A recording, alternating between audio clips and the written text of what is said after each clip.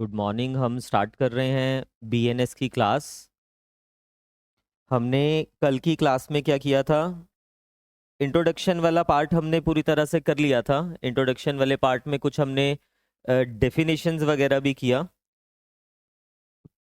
उसके बाद हमने कल्पेबल होमिसाइड भी पढ़ना शुरू कर दिया था। डिटेल में नहीं किया, बट कल्पेबल होमिसाइड हमने पढ़ना शुरू कर दिया था। वहीं से हम आगे कंटिन्यू कर रहे हैं।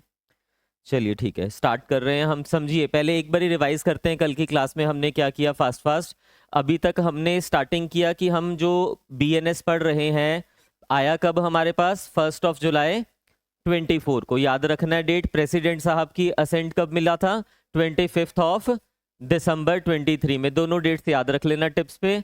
हमें ये पता लग गया कि जो इसको बिल को जो लाए थे वो कौन सी कमेटी थी, मतलब रिकमेंडेशन किसकी थी? Expert committee. ठीक है, रणबीर सिंह कमेटी भी कहते हैं, एक्सपर्ट कमेटी भी कहते हैं। रणबीर सिंह साहब क्या थे? इसके चेयरमैन थे। इसको रिव्यू किसने किया? ब्रिजलाल साहब की कमेटी ने किया। स्टैंडिंग कमेटी जिसको हम कह देते हैं, वो हमने कल सारा लिख लिया। फिर हमने कुछ डेफिनेशंस पढ़ा। मतलब वो डेफिनेशंस इसलिए जरूरी थी क्योंकि क्राइम के दो कंपोनेंट्स होते हैं, एक होता है एक्टस रियाज, एक होता है मेंस रिया। हमने दोनों को समझा। एक्टस रियाज की 4 एसेंशियल्स होती हैं कि जो एक्ट मतलब फिजिकल एक्ट इसमें कवर होते हैं, जितने भी ओमिशंस होंगे वो भी कवर हो जाएंगे। एक्ट की डेफिनेशन हमने कहाँ पे पढ़ी? 2:1 में पढ़ी। ओमिशन की डेफिनेशन कहाँ पढ़ी?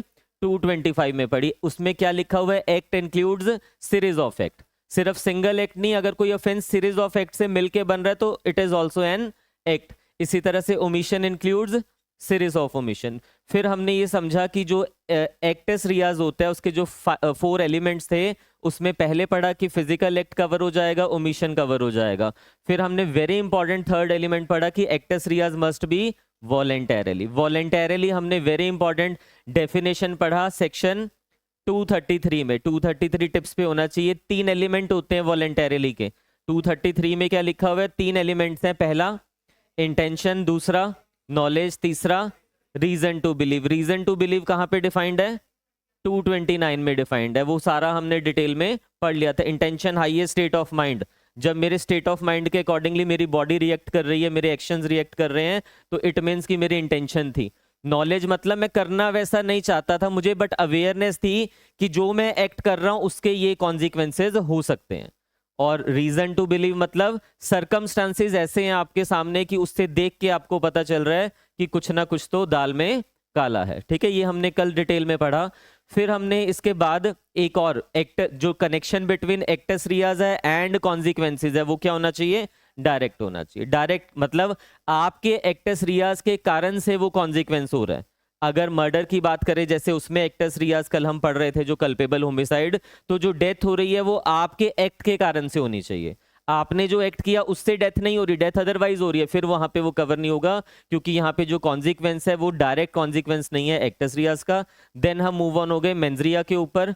हमारे pass through out the BNS IPC कहीं पे भी मेंजरिया टर्म यूज नहीं किया हुआ। डिफरेंट शेड्स ऑफ मेंजरिया दिए हुए हैं। डिफरेंट शेड्स ऑफ मेंजरिया दिए हुए हैं। मेंजरिया किस किस फॉर्म में दिया हुआ है? रॉन्गफुल गेन की फॉर्म में दिया हुआ है, रॉन्गफुल लॉस की फॉर्म में दिया हुआ है। कहाँ है रॉन्गफुल गेन डिफाइंड? 236 में, 6 में, और फिर रॉन्गफुल 35 में है, 36 में और 37 में। ठीक है, फिर हमने इसके बाद पढ़ा रॉन्गफुल गेन और वो हो गया। फिर हमने पढ़ा कि डिसऑनेस्टली क्या होता है। डिसऑनेस्टली कहाँ पे दिया हुआ है? 27 में दिया हुआ है, याद रखना। उसके भी याद रख लेना इसमें आईपीसी 23, 24, 25 सीक्वेंस में दिए हुए हैं। ठीक है, तो 27 में डिसऑनेस्टली कब होता है? जब मैं इंटेंशनली रॉन्गफुल गेन और लॉस कर रहा हूं तो वो डिसऑनेस्टली हो जाएगा। फिर हमने डिसेप्शन पढ़ा, सॉरी हमने उसके बाद फ्रॉडुलेंटली पढ़ा। फ्रॉडुलेंटली क्या होता है? Intention to defraud. Intention to defraud क्या होता है? Dissipation plus injury. फ्रॉडुलेंटली कहां दिया हुआ है? 29 में दिया हुआ है। इंजरी कहां दिया हुआ है? 214 में दिया हुआ है। इंजरी में 4 कौन कौन सी चीजें आती हैं? Injury to mind, body, reputation and property. ये चारों आपको टिप्स पे याद रखनी है। Injury is very important. फिर हमने उसके बाद पढ़ा intention, knowledge, reason to believe, ये सब कवर हो जाएंगे यहाँ पे। फिर हमने पढ़ा उसके बाद last rash and negligent act. Negligent का मीनिंग क्या होता है?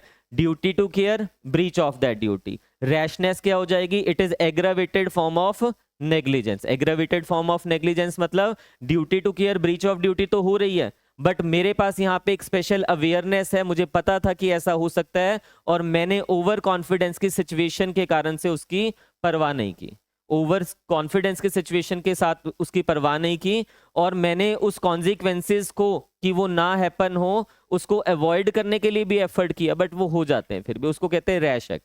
अब आपको ये चीज आज समझनी होगी, ध्यान से समझना। मैंने आपको कल की क्लास में बताया, सेक्शन तो सारे हो गए ना जो हमने कल किए थे। कल हमने फिर ये 100 सेक्शन यहाँ से स्टार्ट किया कल्पेबल होमिसाइड का। यहाँ पे एक्टस रियाज क्या हो रहा है, यहाँ पे एक्टस रिया है कि डेथ होनी चाहिए। मैं 3 सेक्शन आपको कंबाइन कर रहा हूँ अभी, आज हम काफी करने वाले हैं, थोड़ा फास्ट भी चलेंगे। 3 सेक्शन कंबाइन कर रहे हैं पहले, क्योंकि तीनों में कॉन्सिक्वेंस जो है, जो एक्टस रियाज है वो वही हो रहा है। आपके एक्ट के कारण से किसी की डेथ हो रही है, पहला कल्पेबल होमिसाइड पढ़ेंगे, फिर हम मर्डर पढ़ेंगे, और तीसरा पढ़ेंगे death caused by rash and negligent act. Third हम स्टार्ट करेंगे death caused by rash and negligent act. अब तीनों में जो लेवल ऑफ ग्रेविटी है, मतलब जो ग्रेविटी है ऑफेंस की आपके मेंजरिया की, वो चेंज है यहाँ पे। अगर सबसे कम ग्रेवनेस होगी किसी भी उसमें, तो वो एक्ट आपका रैश और नेग्लिजेंट एक्ट होगा। अगर डेथ किसी की कॉज हो रही है और मेरी जो ग्रेविटी लेवल कम है, तो वो रैश एंड नेग्लिजेंट एक्ट हो सकता है, जब पढ़ोगे समझ आएगा। बट जब मेरी ग्रेविटी यानी कि लेवल और मैग्नीट्यूड ऑफ मेंजरिया थोड़ा ज्यादा होगा, तब मैं कहां पे कवर हो सकता हूं, कल्पेबल होमिसाइड में कवर हो सकता हूं। दोनों में अगर एग्जाम्पल देखना है, मैंने कल आपको वो संजीव नंदा वाला केस बताया, BMW केस, उसने गाड़ी चढ़ा दिया किसी के ऊपर, सलमान खान साहब ने भी सेम किया। तो उस वाली सिचुएशन में कोर्ट क्या कहता है, पहले संजीव नंदा में हाई कोर्ट ने क्या कहा कि नहीं ये रैश एंड नेग्लिजेंट एक्ट है, बट सुप्रीम कोर्ट कहता है कि नहीं, यहाँ पे जो आपकी कल्पेबिलिटी है, आपका जो लेवल और मैग्नीट्यूड है, बिकॉज आपने रिस्पेक्ट नहीं किया किसको, ह्यूमन लाइफ को, और यहाँ पे जो लेवल और मैग्नीट्यूड ऑफ योर मेंजरिया है वो क्या है, वो हाई डिग्री है, और अगर वो हाई डिग्री है उसको कल्पेबल होमिसाइड में कवर कर दिया। वही चीज जो रैश एंड नेग्लिजेंट थी, देखो उसी को हम कवर कर रहे हैं कहां पे, कल्पेबल होमिसाइड में। और कल्पेबल होमिसाइड में 3 पार्ट होते हैं हमारे पास, ये समझ आ जाएगा जो अभी मैंने कहानी समझाई ना, अभी नहीं आ रही होगी क्योंकि अभी हमने रैश एंड नेग्लिजेंट एक्ट किया नहीं है। तो मैं अब स्टार्ट कर रहा हूं कल की कहानी जो हमने यहाँ पे वाइंड अप किया था, इसको फास्ट, फिर इसके बाद हम मर्डर को विद रेफरेंस टू दिस पढ़ेंगे, और फिर मैं उसके बाद लेके आऊंगा कल्पेबल होमिसाइड। ध्यान से समझना, मतलब 15-20 मिनट में पूरी कहानी खत्म हो जाएगी।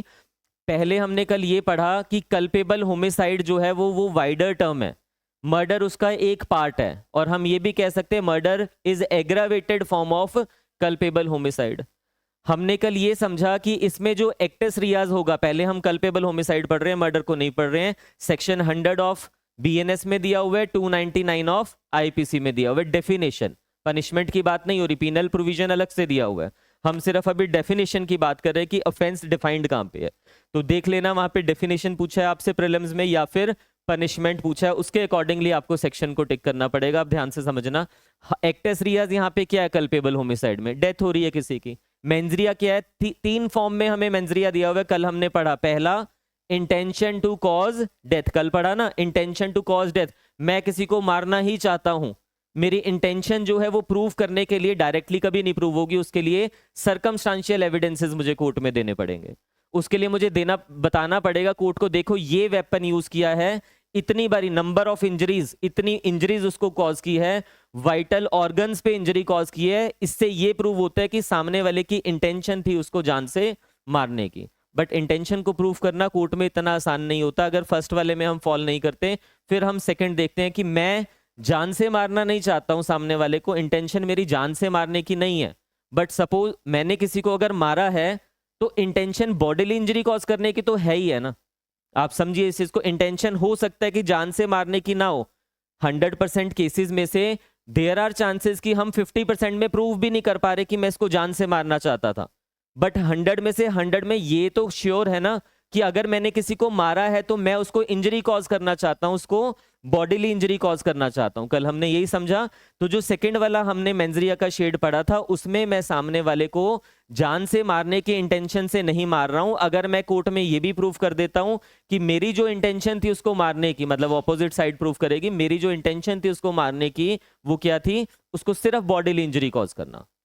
अब ये जो बॉडीली इंजरी कॉज कर दी है, मैंने कल आपको क्या बताया, अब कोर्ट चेक करेगा whether this bodily injury is likely to cause death, whether this bodily injury is likely to cause death, और ये ऑफेंडर के पॉइंट ऑफ व्यू से नहीं सोचा जाएगा, इसको ऑब्जेक्टिवली सोचा जाएगा। ऑब्जेक्टिवली मतलब कोर्ट ये देखेगा कि इस सिचुएशन में अगर कोई रीजनेबल प्रूडेंट पर्सन होता तो वो क्या समझता कि इसमें डेथ कॉज हो सकती है या नहीं हो सकती है। मैं आपको एक एग्जांपल देता हूं। सपोज कीजिए ए ने बी को स्लैप किया, मतलब थप्पड़ लगाया सिर्फ एक, तो बॉडीली इंजरी तो कॉज हो गई है, इंटेंशन थी बॉडीली इंजरी कॉज होने की, करने की, और मान लेते हैं वो मर गया एक ही थप्पड़ में।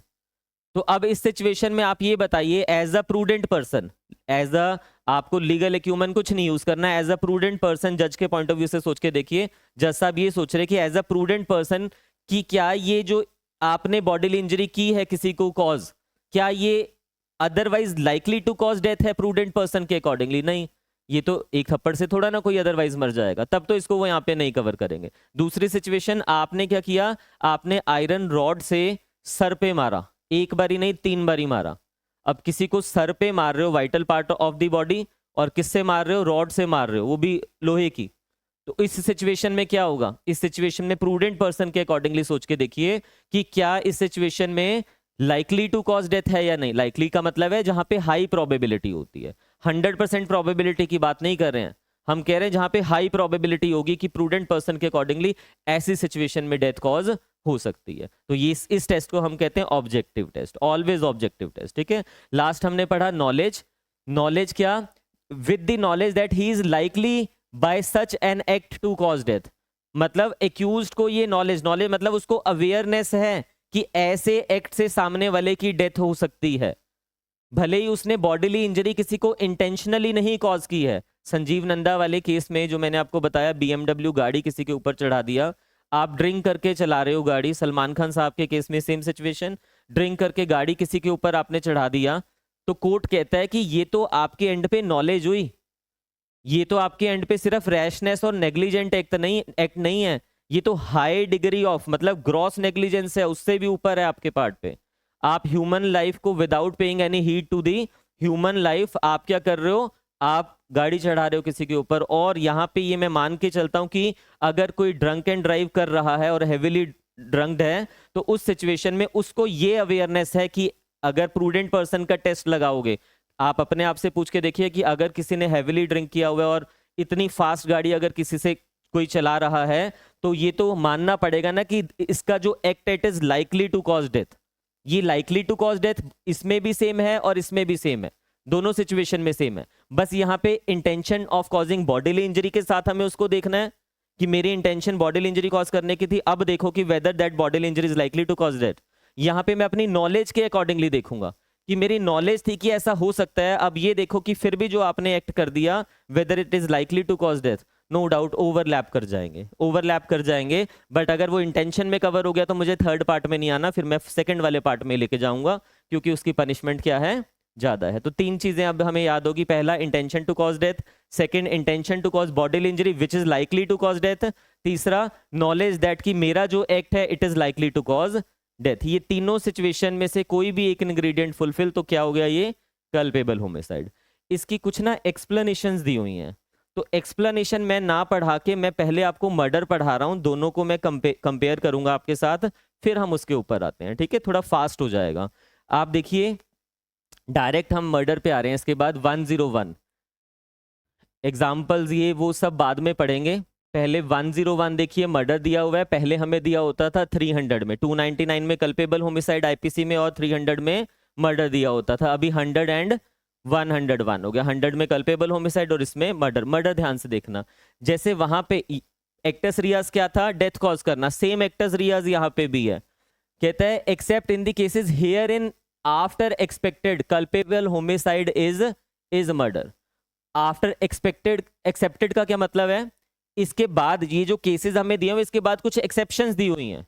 इट मीन्स कि अगर वो एक्सेप्शंस में फॉल कर जाएगा तब तो वो कल्पेबल होमिसाइड ही रहने वाला है, बट अगर वो एक्सेप्शंस में नहीं फॉल कर रहा, इनमें फॉल कर रहा है, तो फिर क्या हो जाएगा, वो मर्डर हो जाएगा।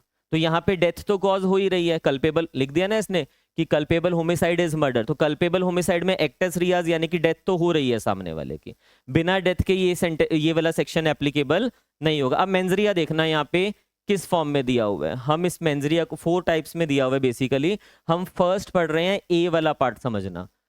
If the act by which the death is caused, जो मेरा एक्ट है जिससे मैंने डेथ कॉज किया है, is done with intention of causing death, with intention of causing death. उसमें क्या लिखा हुआ था? 100 में क्या लिखा हुआ था? कल्पेबल होमिसाइड में फर्स्ट में सेम लिखा हुआ था, डिटो सेम है, कोई डिफरेंस नहीं है। वहां पे भी यही लिखा हुआ था। सपोज कीजिए ये है कल्पेबल होमिसाइड, वहां पे क्या लिखा हुआ है कि मेरी जो इंटेंशन है it is intention to cause death. तो अगर मेरी इंटेंशन डेथ कॉज करने की है तो कल्पेबल होमिसाइड तो वो है ही है ना। यहां पे भी सेम लिख दिया, यहां पे लिख दिया कि अगर मेरी इंटेंशन डेथ कॉज करने की है तो वो क्या है? वो मर्डर है। यानी कि ऑलवेज याद रख लेना, ऑलवेज जब भी इंटेंशन टू कॉज डेथ होगी तो हम उसको कल्पेबल होमिसाइड ना बना के हम क्या लेके जाएंगे? मर्डर में लेके जाएंगे, क्योंकि वो ग्रेविटी बन गई है उसकी और वो मर्डर के लिए लायबल होगा प्रीलिम्स में। बट इसकी प्रॉब्लम आती है, उसके लिए भी सॉल्यूशन बताता हूं आपको, ठीक है। आपको ये चीज क्लियर हो गया? दोनों का जो फर्स्ट वाला मेंजरिया का शेड है वो दोनों का सेम है, बट ऑलवेज हम किसके लिए पनिश करेंगे? ग्रेवर ऑफेंस के लिए, यानी कि मर्डर के लिए लायबल करेंगे। तो जब भी इंटेंशन टू कॉज डेथ होगी, लायबल फॉर मर्डर। अब ये दो ध्यान से समझना जो आगे के 2 पॉइंट्स मैं आपको बता रहा हूं। वहां पे बी पॉइंट क्या था मेरे पास? Intention to cause bodily injury which is likely to cause death, यही था बी पॉइंट। यहां पे ध्यान से समझना, उस बी पॉइंट को हम विद रिस्पेक्ट टू इन दोनों के पढ़ने वाले हैं। फर्स्ट वाले पार्ट में क्या लिखा हुआ है? पहले हम सेकंड वाला पार्ट पढ़ते हैं, सेकंड वाला ये सी वाला पढ़ते हैं, मतलब इसमें से if the act by which death is caused, यानी कि जो आपका एक्टस रियाज है जिससे आपने डेथ कॉज किया है, इज डन, वो कहता है that act is done with the intention, intention किस चीज की है? Of causing bodily injury. यहां तक सेम है, intention of causing bodily injury. आगे वहां पे क्या दिया हुआ था कल्पेबल होमिसाइड में? Likely to cause death. यहां पे क्या दिया हुआ है? ध्यान से देखना, to any person and the bodily injury intended to be inflicted is, likely नहीं लिखा हुआ है, क्या लिखा है? Is sufficient in the ordinary course of nature to cause death. That bodily injury is sufficient, likely की बात नहीं हो रही है, sufficient in the ordinary course of nature. It means, मैंने आपको कल एक चीज बताई थी कि हमारे पास डिग्रीज होती है, एक लो डिग्री कह लीजिए, एक हाई डिग्री कह लीजिए, एक मोस्ट प्रोबेबल कह लीजिए। प्रोबेबिलिटीज की जब हम डिग्रीज की बात कर रहे हैं, लाइकली का मतलब होता है हाईली प्रोबेबल। हाईली प्रोबेबल मतलब देयर आर हाई चांसेस की डेथ कॉज हो सकती है। मोस्ट प्रोबेबल का मतलब क्या हुआ? मोस्ट प्रोबेबल की होगी ही होगी, प्रोबेबिलिटी बहुत ज्यादा हो गई है यहां पे। तो यहां पे जो ये सफिशिएंट की बात कर रहा है, इसमें एक सफिशिएंट का मीनिंग हुआ मोस्ट प्रोबेबल, लिख लेना बेयर एक्ट पे। सफिशिएंट का मीनिंग क्या हुआ? Most probable. लाइकली का मीनिंग क्या हुआ वहां पे मेरे पास? Highly probable. तो जब जब आप समझना, सपोज मैं किसी को बॉडीली इंजरी कॉज कर रहा हूं, अब सिचुएशन, फर्स्ट सिचुएशन, मैंने किसी को बॉडीली इंजरी कॉज किया, मेरे पास लाठी है और मैंने उस लाठी से सिर्फ वाइटल पार्ट पे नहीं, जहां मेरा मन किया मैंने उसको 10 बारी हिट किया सामने वाले को, इन कॉन्सिक्वेंस उसकी डेथ हो जाती है। दूसरी सिचुएशन, इस बारी मेरे पास लाठी नहीं है, इस बारी मेरे पास आयरन रॉड है और मैं सिर्फ और सिर्फ उसके हेड पे ही हिट कर रहा हूं, 10 बारी भी नहीं, मैंने 50 बारी मारा, वो अनकॉन्शियस हो गया, फिर भी मैं उसके सर पे ही मारे जा रहा हूं। तो इसमें मोस्ट प्रोबेबल कौन से वाले केस में होगा कि डेथ होगी इस पर्सन की? सेकंड वाले में ना। तो सेकंड वाले को तो ले जाओगे मर्डर में। अब फर्स्ट वाले केस में, फर्स्ट वाले में हम कह रहे हैं लाठी से मारा, सर पे हो सकता है एक आधी बारी लग गई हो, साइड पे, जरूरी नहीं है कि इस पार्ट पे लगी हो, और बाकी अदर बॉडी पार्ट्स पे लग रही है। तो अगर ऐसी सिचुएशन है तो हो सकता है फिर भी उसकी डेथ हो जाए, क्योंकि नंबर ऑफ ब्लोज ज्यादा है, लाठी की हो सकता है थिकनेस भी ज्यादा हो। तो वहां पे मोस्ट प्रोबेबल ना हो के क्या हो जाएगा? Highly probable. और अगर हाईली प्रोबेबल है तो सिर्फ कल्पेबल होमिसाइड तक रहने देंगे, उसको मर्डर में हम नहीं लेके जाएंगे। ये चीज क्लियर हो गया ना? तो ये वाला जो सेकंड वाला पार्ट है हमारा, इसको हमने किससे डिफरेंशिएट किया? उसके सेकंड वाले से। तो दोनों में डिफरेंस, लाइकली, सफिशिएंट। एग्जाम में देख लेना, लाइकली लिखा है तो कल्पेबल में लेके जाना, सफिशिएंट लिखा हुआ है तो यहाँ पे आने वाला है सेकंड।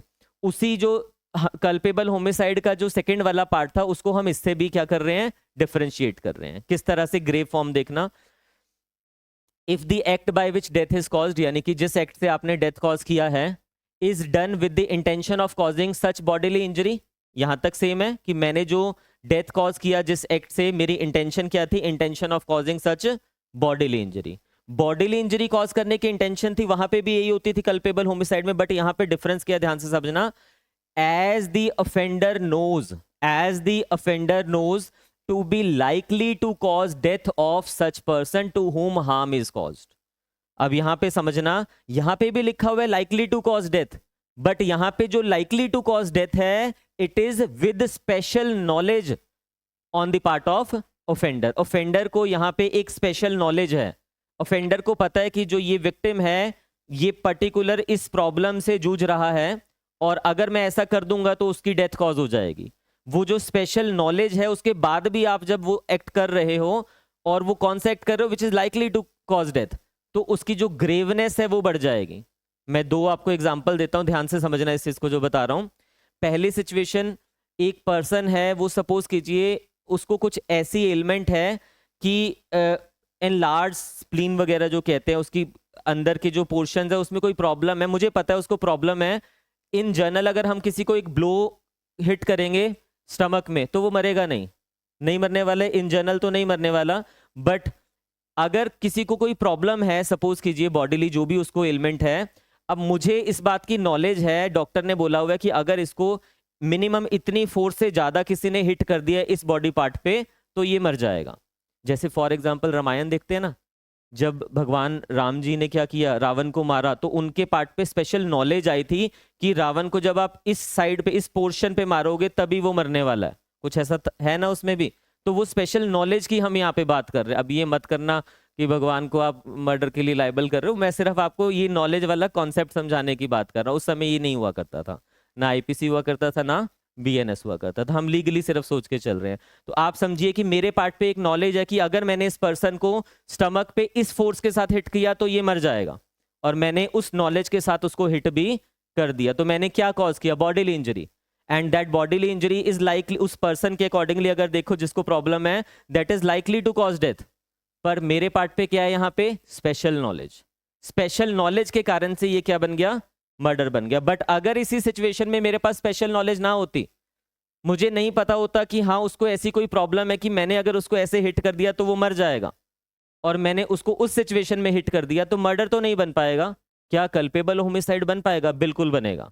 कल्पेबल होमिसाइड में एक्टस रियस क्या, आपके एक्ट के कारण से किसी की डेथ हो रही है, आपने जो एक्ट किया उसके कारण से डेथ हो गई यहाँ पे, भले ही आपको नॉलेज नहीं थी, भले ही यहाँ पे ऑर्डिनरी सिचुएशन में जैसे उसने लिखा हुआ है ना लाइकली टू कॉज डेथ, और जब प्रूडेंट पर्सन का टेस्ट आप लगाओगे इसमें कि this is not likely to cause death, आपका आंसर तो यही आएगा।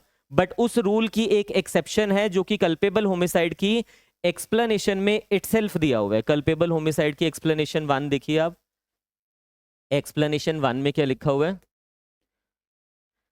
अ person who causes injury to another who is labouring under a disorder, disease और बॉडीली इन्फॉर्मिटी।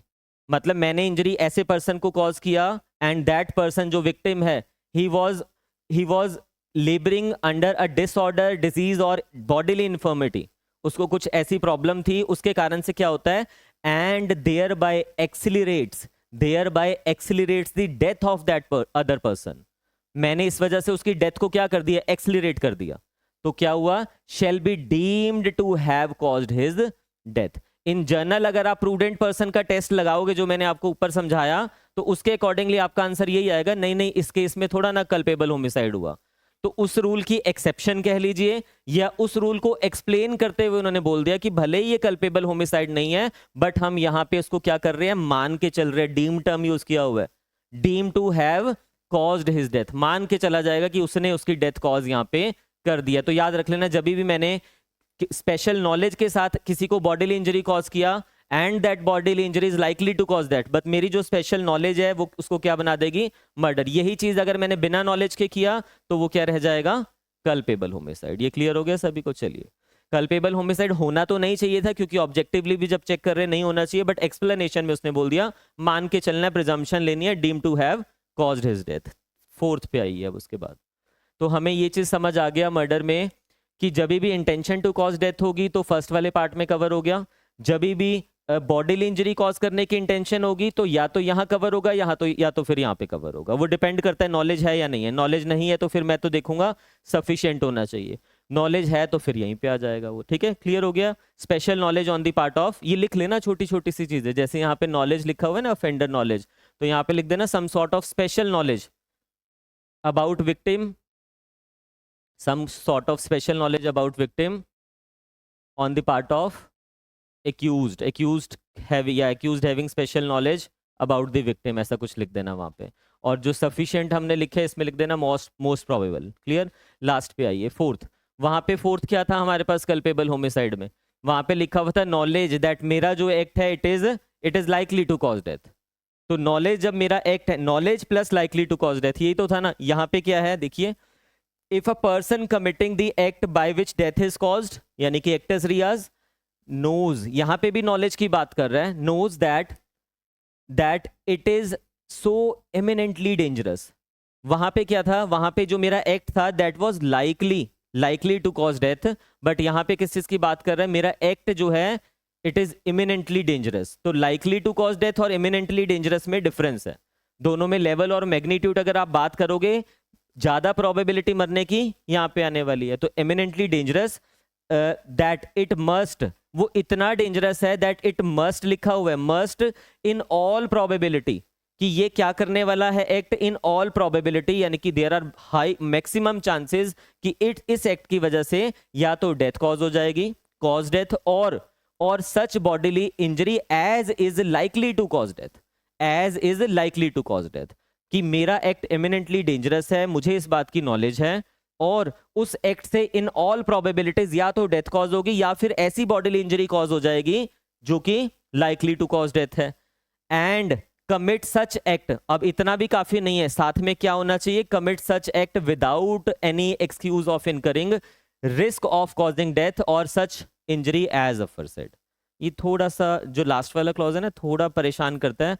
अब थोड़ा सा डिटेल में बता देता हूं मैं आपको, क्योंकि अदरवाइज आपको इसमें फिर डाउट रह जाएगा। देखो मेरे पार्ट पे क्या होना चाहिए, नॉलेज होना चाहिए मेरे पार्ट पे। यहां पे मैं सब्जेक्टिवली चेक कर रहा हूं, क्योंकि क्या लिखा हुआ है ध्यान से देखिए, ये लिखा हुआ है knows if the person committing the act, जो पर्सन एक्ट कमिट कर रहा है by which death is caused knows, उसकी बात हो रही है ये, यानी कि वो जानता है, क्या जानता है, that it is so eminently dangerous.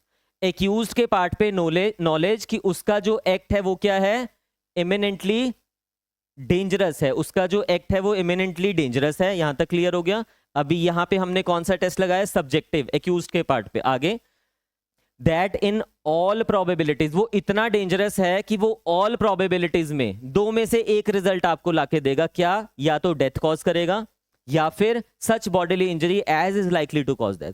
तो या तो इसने डेथ कॉज कर देनी है इस एक्ट ने, या फिर बॉडीली इंजरी कॉज कर देगा which is likely to cause death. ये वाला सेम है।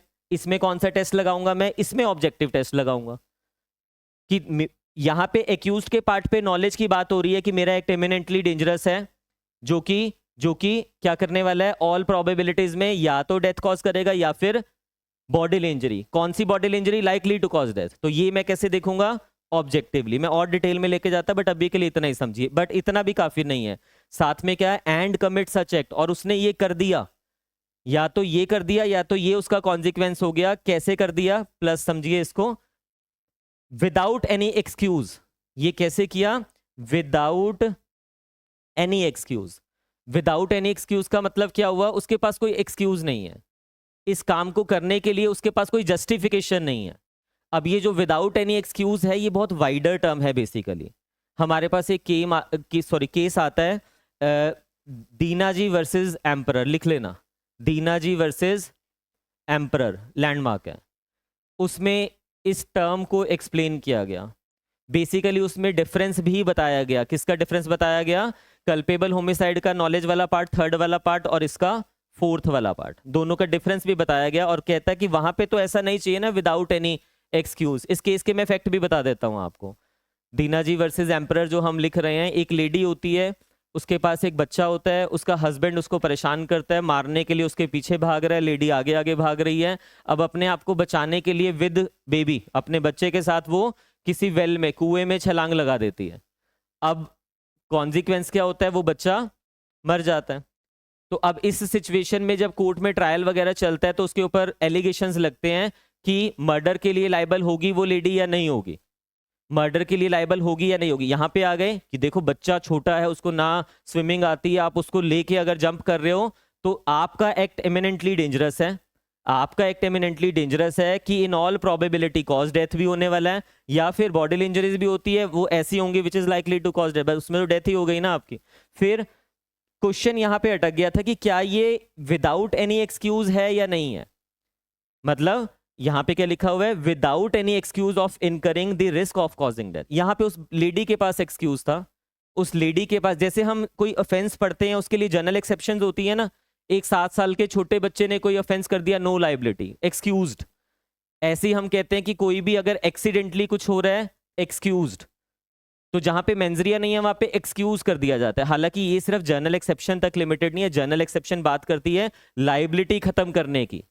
यहाँ पे लाइबिलिटी खत्म नहीं हो रही है, यहाँ पे सिर्फ इतना सा कॉन्सिक्वेंस हो रहा है कि वो 4th वाले पार्ट में कवर नहीं होगा। यहाँ नहीं कवर हो रहा, वो कल्पेबल होमिसाइड में तो हो ही रहा है ना, कल्पेबल होमिसाइड में तो हो ही रहा है, मर्डर के लिए लाइबल नहीं होगा। यानी कि अगर मैंने जो एक्ट किया है उससे किसी की डेथ हो रही है, उसके लिए मेरे पास अगर कोई जस्टिफिकेशन है, अगर कोई जस्टिफिकेशन है तब ओके है, जस्टिफिकेशन है तब यहाँ पे कवर नहीं होगा। बट अगर मैंने विदाउट एनी एक्सक्यूज कर दिया फिर तो वो बनने ही वाला है। यहाँ पे टेररिस्ट ने मुंबई में अटैक कर दिया, अंधाधुन गोलियां चला दी रेलवे स्टेशन के ऊपर, उनका जो एक्ट है that was without any excuse, कोई जस्टिफिकेशन नहीं थी उसको करने के लिए। वो किसी को मारना भी नहीं चाह रहे थे पर्टिकुलर को, या अदरवाइज हम मान के चलें अगर नॉलेज वाले में लेके आ रहे हैं उसको, पर उनको नॉलेज तो है कि उनका एक्ट इतना एमिनेंटली डेंजरस है कि इससे ऐसा कुछ हो सकता है, और हुआ भी, डेथ भी कॉज हो रही है, या फिर ऐसी बॉडीली इंजरी हुई जिसके कारण से डेथ कॉज हो गई किसी की, प्लस विदाउट एनी एक्सक्यूज भी हो गया। तो यहाँ पे जो ये रिक्वायरमेंट है वो थोड़ी ज्यादा है, इट मीन्स कि यहाँ पे ग्रेविटी ज्यादा है, एसेंशियल्स भी ज्यादा होगी। आपको क्लियर हो गया ना ये चीज सारी। जो ये 2 पॉइंट्स हमने लिखे हैं इसके बीच में, और जो फर्स्ट वाला हमने उसमें जो सेकंड किया था, intention to cause bodily injury which is likely to cause death culpable homicide में, और इसके 2 पॉइंट उसको इकट्ठा पढ़ रहे हैं ना हम, इसके लिए केस लॉ लिख लेना। दोनों का जो डिफरेंस बता रहा है आपको, Virsa Singh versus State of Punjab 1985 Supreme Court.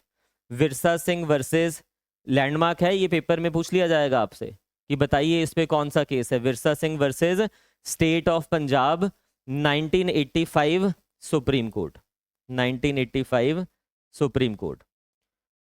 यहां तक क्लियर हुआ कहानी। दोनों का डिफरेंस, कल्पेबल होमिसाइड और मर्डर में क्या डिफरेंस है, एक और केस है पूरा पूरा का डिफरेंस, मतलब उसके लिए लैंडमार्क जजमेंट है रेक्स वर्सेस, आर वर्सेस भी कह देते हैं, गोविंदा, रेक्स वर्सेस गोविंदा। ये प्रीलिम्स में पूछे हुए क्वेश्चंस हैं इसलिए आपको लिखवाए जा रहे हैं, रेक्स वर्सेस गोविंदा।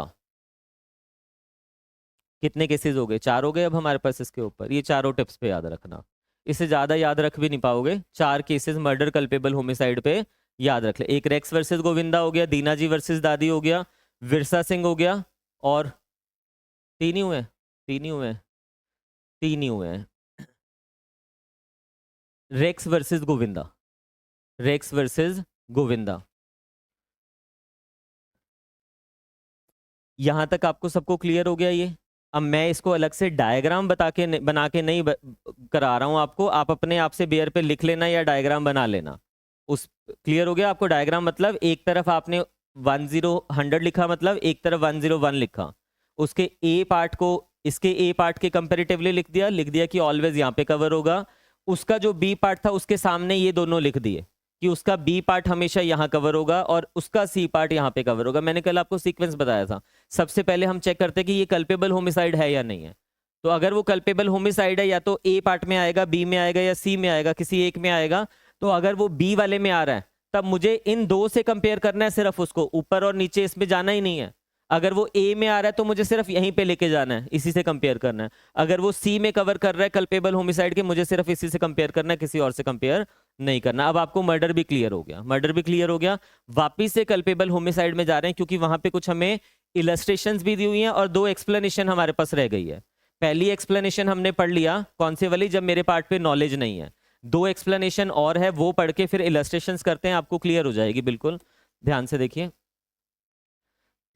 100 में ये एक्सप्लेनेशन हमने पढ़ लिया हुआ है, फर्स्ट वाला। फिर सेकंड एक्सप्लेनेशन पढ़ते हैं, थर्ड एक्सप्लेनेशन।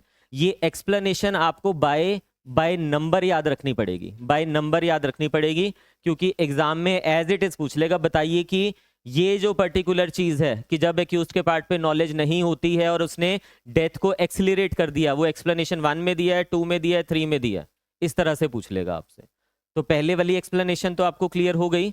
दूसरी एक्सप्लेनेशन देखिए, where death is caused by bodily injury, the person who causes such bodily injury shall be deemed to have caused death, although भले ही क्या हो रहा है वहां पे, by resorting to proper remedies or skillful treatment the death might have been prevented। आपने किसी को मारा, कल को आप ये डिफेंस नहीं लोगे कि अगर इसको प्रॉपरली हम हॉस्पिटल ले जाते, टाइमली हॉस्पिटल ले जाते या अच्छे हॉस्पिटल में ले जाते, अगर इसको टाइमली प्रॉपर ट्रीटमेंट मिल गया होता तो ये बच जाता ना, तब तो ये बच जाता। तो ये आपका कोई डिफेंस नहीं है। भले ही उसको प्रॉपर ट्रीटमेंट ना मिला हो, भले ही उसको टाइमली ट्रीटमेंट ना मिला हो, अगर उसकी डेथ हो गई है तो आपकी लाइबिलिटी बनने ही वाली है। ये जो आर्ग्यूमेंट है ये सक्सेसफुल नहीं होने वाला। एक्सप्लेन कर दिया उस चीज को। ये क्लियर हो गया आपको। सेकंड वाला भी, थर्ड पे आ जाइए एक बारी। थर्ड में क्या हम लिख रहे हैं, the causing of death of अ, ये बहुत इंपॉर्टेंट है। तीसरे वाला तो आपसे नंबर ऑफ टाइम प्रीलिम्स में पूछा जा चुका है। तीनों एक्सप्लेनेशन इंपॉर्टेंट है, पर थर्ड वाली इज दी मोस्ट इंपॉर्टेंट। वो क्या कह रहे हैं, causing of a death of a child in mother's womb, mother's womb में हमने बच्चे को मार दिया, इज नॉट होमिसाइड। वो होमिसाइड नहीं है, क्योंकि होमिसाइड तो होता है killing of a human being by human being. यहां पे तो वो भी बच्चा इन एग्जिस्टेंस ही नहीं है ना, वो तो अभी वूम में है। तो जब इन एग्जिस्टेंस ही नहीं है तो किलिंग ऑफ ह्यूमन बीइंग तो नहीं हो रहा, बाय ह्यूमन बीइंग तो नहीं हो रहा, तो वो होमिसाइड नहीं होगा। बट ध्यान से समझना, but if it may amount to culpable homicide, वो होमिसाइड हो जाएगा। कौन सी वाली सिचुएशन में, homicide to cause death of living child if any part of such, very important, if any part of such that child has been brought forth through the child may not have breathed or been completely born। भले ही वो पूरा अभी birth नहीं हुआ है बच्चे का, बट अगर any part of the body of the child, birth कब ब्रीथ करता है बच्चा, जब वूम से बाहर आता है तो रोता है सबसे पहले बाहर आके, यही चीज होती है। भले ही वो पूरा अभी बाहर नहीं आया, सपोज वो any part of his body, finger बाहर आई है, जो भी चीज मतलब है ना, तो any part of his body जब बाहर आ गया तो हम यहाँ पे मान के चलेंगे, अगर उसके बाद आप उसकी डेथ कॉज कर रहे हो तो that will be culpable homicide, वो बच्चा एग्जिस्टेंस में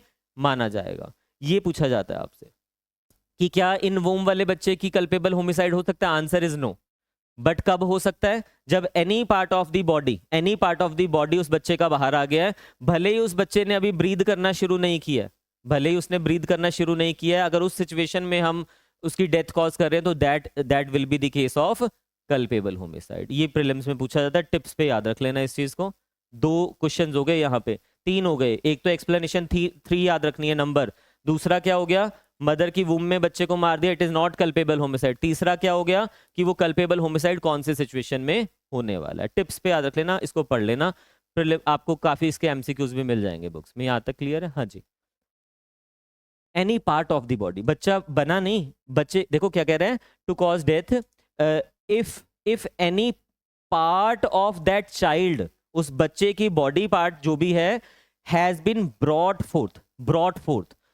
fourth though the child may not have breathed और बीन कंप्लीटली बॉर्न, पूरी तरह से वो पैदा मतलब बॉर्न नहीं हुआ है, बट कुछ भी पार्ट अगर उसका बॉडी का बाहर आ चुका है, मतलब इस सेंस में, तो वो मान लिया जाएगा। ये क्लियर हो गया आपको?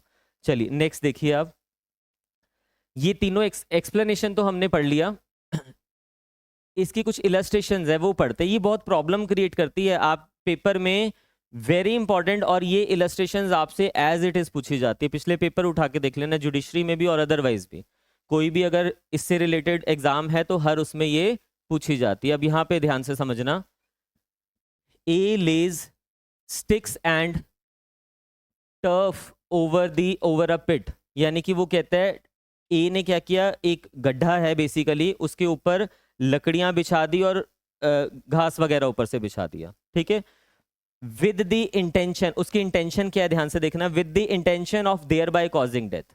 वो क्या करना चाहता है यहां से, डेथ कॉज करना चाहता है। और विद द नॉलेज, साथ में लिख रहे हैं, और with the knowledge that the death is likely to be thereby caused death is likely to be caused thereby death, Z believing the ground to be firm treads on it, falls in and is killed. जो Z होता है वो सोचता है कि ये तो बिल्कुल फ्लैट है, उसके ऊपर चलता है और वो गिर जाता है, नीचे गिर के उसकी डेथ हो जाती है। इंटेंशन भी सामने वाले की यही करने की थी। आगे देखिए, A has committed the offense of culpable homicide. A has committed the offense of culpable homicide. अब यहाँ पे क्वेश्चन, यहाँ हमें जो एग्जाम में प्रॉब्लम क्रिएट करता है, हमने जब डिटेल में पढ़ा होता है, हमें पता है जब भी इंटेंशन टू कॉज डेथ होगी तो वो कहाँ कवर होगा, वो तो मर्डर ही होगा ना ऑलवेज, भले ही वो कल्पेबल होमिसाइड भी है, because all murders are also culpable homicide. But यहाँ तो आंसर में हमने टिक कर दिया कल्पेबल होमिसाइड। वो इसलिए कर रहे हैं, ध्यान से समझना, वो आपको क्या बता रहे हैं यहाँ पे, with intention of their bye causing death, साथ में और लिखा हुआ है उसने, और लिखा हुआ है, और with the knowledge that the death is likely to be there by cause death. ये वाला कौन से वाला पार्ट आ रहा है, कल्पेबल होमिसाइड का थर्ड वाला पार्ट आ रहा है, थर्ड वाला आ रहा है ना कल्पेबल होमिसाइड का। ये तो मर्डर का पार्ट ही नहीं, उसमें तो इमिनेंटली डेंजरस ये सारी चीजें आ जाती हैं, विदाउट एक्सक्यूज, ऐसा कुछ तो लिखा ही नहीं हुआ आपको। तो ये तो प्योरली किस में आ रहा है, कल्पेबल होमिसाइड में आ रहा है। तो अगर वो और करके आपको यहाँ पे लिख भी रहा है तो इट मींस कि कल्पेबल होमिसाइड के बारे में पूछ रहा है, क्योंकि उस दोनों के ही एग्जांपल वो आपको दे रहा है। अगर हम यहाँ पे मर्डर टिक करते हैं, ध्यान से समझना, अगर हम मर्डर टिक करते हैं तो ये जो फर्स्ट वाला पार्ट है ये मर्डर तो है नो डाउट, बट ये कल्पेबल होमिसाइड भी है। और सेकंड वाला जो पार्ट है ये वाला, ये सिर्फ कल्पेबल होमिसाइड है, जो सेकंड वाला है वो कल्पेबल होमिसाइड में आ रहा है। तो जो कल्पेबल होमिसाइड है वो दोनों को कवर कर रहा है, मर्डर सिर्फ एक ही को कवर कर रहा है। तो मोस्ट अप्रोप्रिएट आंसर क्या हो गया मेरे पास, वो समझाने के लिए दे रहा है, बट एग्जाम में कंफ्यूजन नहीं होनी चाहिए आपको इसमें, ठीक है। आगे देखिए, A knows Z to be behind the bush, B does not know it, A intending to cause or knowing it to be likely to cause Z's death। A को पता है कि Z जो है वो पीछे झाड़ी के छिपा हुआ है, बी को नहीं पता। ए और बी दो लोग खड़े हुए हैं, उसको पता है, ए को पता है, मुझे पता है सपोज कि जेड उसके पीछे छिपा हुआ है झाड़ी के, बी को नहीं पता हुआ। मैं क्या करता हूं, ए यानी कि विद इंटेंशन टू कॉज, और पहला आ गया इंटेंशन टू कॉज डेथ, दूसरा क्या आ रहा है यहाँ पे, और knowing it to be likely to cause जेड्स डेथ। उसको पता है कि इस एक्ट से उसकी जेड की डेथ हो सकती है, क्या करता है, induces B to fire at the bush. वो बी को, मैं बी को कह रहा हूं जो मेरे साथ खड़ा है कि झाड़ी के पीछे गोली चलाइए आप। मुझे पता है कि उसके पीछे कौन है, जेड है, उसको नहीं पता जो गोली चला, उसकी तो लाइबिलिटी नहीं बननी चाहिए ना। तो यहाँ पे वही लिखा हुआ है, B fires and kill Z, B ने गोली चलाई और जेड की डेथ हो जाती है। अब यहाँ पे कहता है here B may be guilty of no offence, B की कोई लाइबिलिटी नहीं बनेगी। क्यों, उसको तो पता ही नहीं था कि पीछे कौन है, उसकी मेंजरिया ही एब्सेंट है ना वहां पे, ना इंटेंशन थी ना नॉलेज थी उसके पार्ट पे। But A has committed the offence of culpable homicide. A यानी कि मैंने क्या कर दिया यहाँ पे, ऑफेंस कर दिया कौन सा, कल्पेबल होमिसाइड का। अब आप ये बोलोगे, ध्यान से समझना इस चीज को, आप ये भी कह सकते हो कि मैंने तो वो गोली चलाई नहीं है, गोली तो उसने चलाई है। और हमने ये पढ़ा था कि एक्टस रियाज जो है वो डायरेक्ट कॉन्सिक्वेंस होना चाहिए, कॉन्सिक्वेंस और उसके बीच में एक कनेक्शन होना चाहिए। डेथ जो है वो एक्टस रियाज का डायरेक्ट कॉन्सिक्वेंस होना चाहिए। तो एक्टस रियाज तो उसने किया, मैंने तो नहीं किया। बट मैंने कल आपको 45 भी पढ़ाया था बीएनएस का। अबेटमेंट में क्या, ये इंस्टिगेशन क्या हो रहा है, अबेटमेंट ही तो हो रही है वहां पे। तो अब प्रेजेंट हूं मैं, जब वो गोली चला रहा है वहां पे मैं प्रेजेंट हूं, और मेरी प्रेजेंस में अगर वो कर रहा है तो इट शैल बी डीम्ड कि मैंने ही वो ऑफेंस किया हुआ है। तो मैंने क्या कर दिया, कल्पेबल होमिसाइड, उसने कुछ भी नहीं किया। और मैंने कल्पेबल होमिसाइड क्यों किया, ध्यान से समझना, पहले वाले में इंटेंशन टू कॉज डेथ है जो मर्डर में भी कवर हो रहा है, कल्पेबल होमिसाइड में भी कवर हो रहा है। दूसरे वाले में नॉलेज वाला पार्ट है जो सिर्फ कल्पेबल होमिसाइड में कवर हो रहा है। तो most appropriate will be culpable homicide. तो क्रैमिंग नहीं करनी है इन इलस्ट्रेशन की, ऐसे लिखना है, क्योंकि पेपर में कंफ्यूजन हो जाती है, फिर लगता है हमें कहीं मर्डर तो नहीं है। बट अगर उसने इलस्ट्रेशन में सिर्फ इतना लिख दिया, सपोज बाकी का पोर्शन ही कट कर दिया, ये सेकंड वाला पार्ट ही नहीं उसने दिया हुआ, सिर्फ ये लिखा हुआ इंटेंशन टू कॉज डेथ, फिर तो मर्डर में ले जाओगे आप, फिर कोई प्रॉब्लम नहीं है, ठीक है। लास्ट पे आइए, A by shooting at a fowl with intent to kill and steal it kills B who is behind a bush, A not knowing that he was there। वो बेसिकली क्या है, पक्षी वगैरह का शिकार करने के लिए उस पर गोली चला रहा है, तो उसको नहीं पता कि झाड़ी के पीछे जो है वो बी भी है।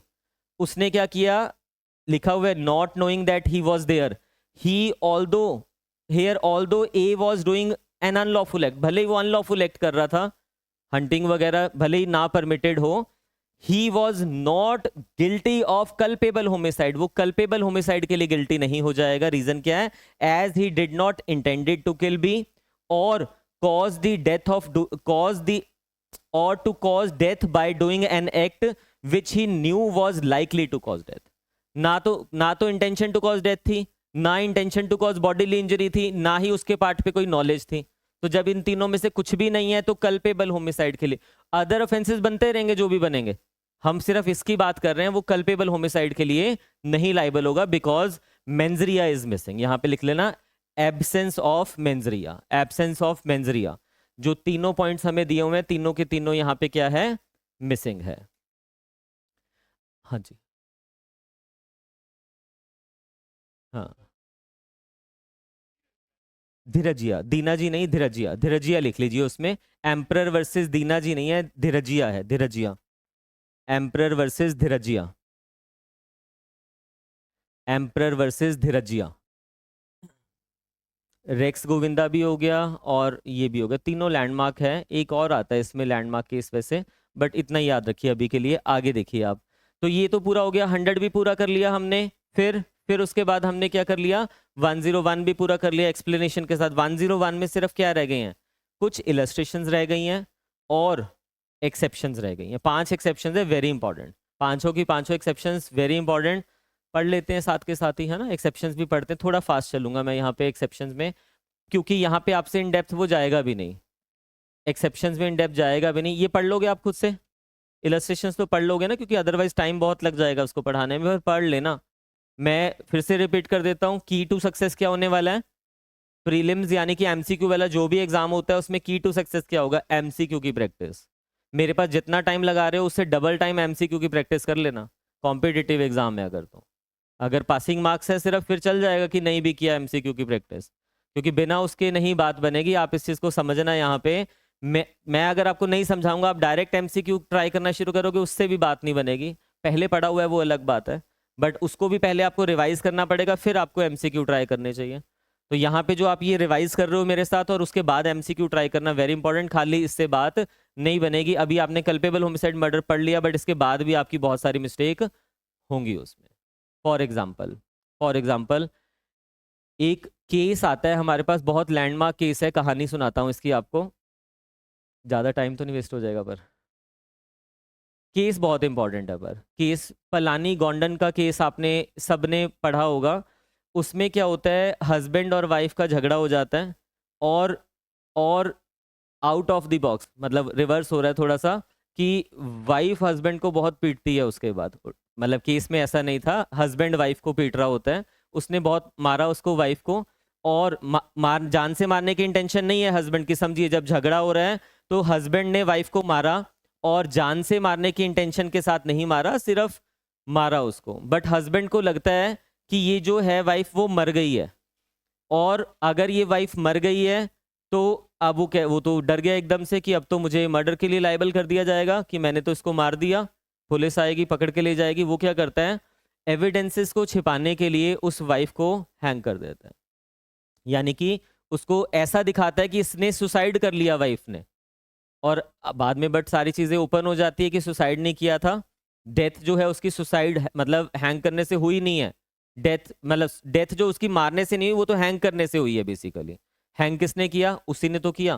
पहले वो मरी नहीं थी, बट उसको लगा कि वो मर चुकी है। वहां पे कोर्ट में केस चलता है। अब कोर्ट में जो प्रॉब्लम, ध्यान से समझना, क्रिमिनल ज्यूरिस्प्रूडेंस का एक रूल होता है, mens rea cannot be extended, actus reus can be extended but mens rea cannot be extended. जो मेरा माइंड है, अगर जैसे हम कल को ग्रीवियस हर्ट पढ़ेंगे ना, वहां पे भी यही चीज पढ़ेंगे। अगर मैं किसी को सिंपल हर्ट पहुंचाना चाहता हूं और मतलब एक्टेस रियाज में मेरे साथ क्या हो गया, मैंने उसको ग्रीवियस हर्ट पहुंचा दिया, तो मेरी जो लाइबिलिटी है वो सिर्फ सिंपल हर्ट की बनेगी, ग्रीवियस हर्ट के लिए मैं लाइबल नहीं होने वाला। सिमिलरली अगर मैं किसी को ग्रीवियस हर्ट पहुंचाना चाहता हूं और वो मर जाता है सपोज कीजिए, तो मुझे कल्पेबल होमिसाइड और उसके लिए लाइबल नहीं किया जाएगा, मुझे सिर्फ ग्रीवियस हर्ट के लिए लाइबल किया जाएगा, प्रोवाइडेड मेरा जो एक्ट है वो रीजनेबल प्रूडेंट पर्सन के accordingly likely to cause death नहीं होना चाहिए। अगर वो नहीं है तो फिर मैं ग्रीवियस हर्ट के लिए लाइबल होऊंगा। सपोज कीजिए, मतलब प्रोवाइडेड कि वो कल्पेबल होमिसाइड में फॉल नहीं करना चाहिए। तो अब इसने जो उसको मारा वाइफ को, ऐसे मारने से तो कोई नहीं मरेगा ना, आप उतनी वाली सिचुएशन लेके चलना, ऐसे मारने से कोई नहीं मरेगा। इस सिचुएशन में पहला एक्ट क्या था, वाइफ को मारा, उसको लगा कि वो मर गई है, तो यहां तक की सिचुएशन में क्या हुआ, इस सिचुएशन में उसकी इंटेंशन देखना, क्या उसको इंटेंशन टू कॉज डेथ था, नहीं था। Intention to cause bodily injury था, बिल्कुल था। अगर मार रहे हो तो इंटेंशनली बॉडी इंजरी कर रहे हो। क्या वो bodily injury likely to cause death है? प्रूडेंट पर्सन के अकॉर्डिंगली सोचो, नहीं। फर्स्ट वाले पार्ट में तो नहीं है। तीसरे में आ जाइए, नॉलेज है उसको कि मेरे पार्ट पे जो मैं इंजरीज कॉज कर रहा हूँ it is likely to cause death, इसमें भी नहीं फॉल करेगा, क्योंकि लाइकली वाला तो सेम ही है ना, वो अगर उसमें आ रहा है तो नीचे वाले में भी फॉल करेगा। बट इस वाले सिचुएशन में ध्यान से समझना, फर्स्ट के मतलब जो फर्स्ट वाला पार्ट है उसके अकॉर्डिंगली कल्पेबल होमिसाइड के लिए तो लाइबल नहीं किया जा सकता ना उसको। अब उसने क्या किया, उसने ये सोचा कि ये जो वाइफ है उसकी वो मर चुकी है और उसने उसको हैंग कर दिया। अब अगर सपोज कीजिए उसका मेंजरिया यहाँ पे क्या है कि वो मरी हुई है ऑलरेडी, कोर्ट कहता है यहाँ पे कि अगर वो ऑलरेडी मरी हुई है तो मरे हुए इंसान को तो कोई नहीं मार सकता ना। तो जब मेरे को ये पता है कि वो मरी हुई है और मैं उसको लटका रहा हूं तो मैं एविडेंस वगैरह हाइड करने के लिए लाइबल हो सकता हूं, मैं अदर ऑफेंसेस के लिए लाइबल हो सकता हूं, पर ये कल्पेबल होमिसाइड के लिए मैं लाइबल नहीं। कोर्ट कहता है वहां पे पलानी गोंडन के केस में, कोर्ट ये कहता है, कोर्ट ने उसको ग्रीवियस हर्ट के लिए लाइबल कर दिया। ग्रीवियस हर्ट के लिए, इंटेंशन टू कॉज डेथ ही नहीं। अब जब उसको लटका रहा है, क्योंकि डेथ ही नहीं है पहली बात तो, क्योंकि उसके माइंड में तो यही चल रहा है ना, तो मेंजरिया का कोई भी शेड पूरा नहीं हो रहा। अब ये क्वेश्चन आ जाता है आपके पंजाब जुडिशरी के एग्जाम में। आपकी बुक में सिर्फ इतना ही दिया हुआ है, आपकी बुक के अकॉर्डिंगली मैक्सिमम बच्चों ने जिन्होंने पढ़ा हुआ था सबने टिक कर दिया grievous hurt, grievous hurt, grievous hurt, और सबका गलत हो गया। ग्रीवियस हर्ट नहीं है इसका आंसर। आपके अकॉर्डिंगली भी क्या होना चाहिए इसका आंसर? लॉजिकली अगर हम सोचें, Ankita Mittal versus State of Haryana का केस है 2015 का, इस जुडिशरी के एग्जाम के ऊपर रिट डलती होती है। अब रिट में इस क्वेश्चन को चैलेंज किया जाता है, तो जो जजमेंट है उसमें ये स्पेसिफिकली लिखा हुआ है, अगर आप चेक करोगे ऑनलाइन मिल जाएगी आपको, उसमें स्पेसिफिकली लिखा हुआ है कि किसी टेक्स्ट बुक में अगर पलानी गोंडन उसने मेंशन कर दिया और वो टेक्स्ट बुक जो है वो इनकम्प्लीट लॉ बता रहे हैं तो वो लॉ नहीं बन जाएगा, वो सिर्फ एक टेक्स्ट बुक है फॉर रेफरेंस, तो वो इनकम्प्लीट लॉ बता रही है वहां पे। आप यहाँ पे चीजें समझिए, वो कहते हैं कि यहाँ पे उसने किस में कवर किया, इसको कल्पेबल होमिसाइड में कवर किया। आंसर इसका करेक्ट क्या है? Culpable homicide. थर्ड वाले पार्ट में कवर कर दिया। थर्ड वाले पार्ट में कैसे कवर कर दिया? नॉलेज के बेसिस पे, knowledge that the act is likely to cause, भले ही वहां पे वो मरी हुई थी वो कहता, बट उसको ये तो नॉलेज थी ना उसके पॉइंट ऑफ व्यू से या रीजनेबल पर्सन के पॉइंट ऑफ व्यू से। अगर आप वहां पे सोचोगे कि अगर किसी को ये किसी को वो लटका रहा है तो पहले मारा है उसने, तो वो ये तो सोच सकता है ना उस वाले सिचुएशन में कि हो सकता है ये ना मरी हो। उसने वेरीफाई नहीं किया उस चीज को, वो 100% श्योर थोड़ा ना था कि वो मरी गई है, सिर्फ प्रिजम्पशन लिया और डर के उसको लटका दिया। तो जब अगर इन केस अगर वो अलाइव होती, ये तो नॉलेज है ना आपको कि आपके एक्ट से हो सकता है वो मर गई हो सकता है ना भी मरी हो, तो आपकी प्रिजम्पशन पे कुछ नहीं होगा। रीजनेबल प्रूडेंट पर्सन के अकॉर्डिंगली अगर आप देखो तो नॉलेज में उसको हम कवर कर रहे हैं, and your act is likely to cause death, क्योंकि अगर आपने किसी को हैंग कर दिया तो उससे तो डेथ हो जाएगी। भले ही वहां पे आपकी इंटेंशन वाला पार्ट नहीं आ रहा, बॉडीली इंजरी नहीं करना चाह रहे हो, बट उसको वहां पे कवर किया। मैं आपको सिर्फ ये समझाना चाह रहा हूँ, ये पेपर में पूछ लिया जाता है। ये चीज़ें आप डिटेल में करने वाली हैं, इसके ऊपर तो पूरा एक क्लास लग जाती है। इसके ऊपर मैंने 5-10 मिनट में आपको समझाने की कोशिश किया। पलानी गोंडल लिख लेना अपने केस में, उसमें बेयर एक्ट में इंपॉर्टेंट है।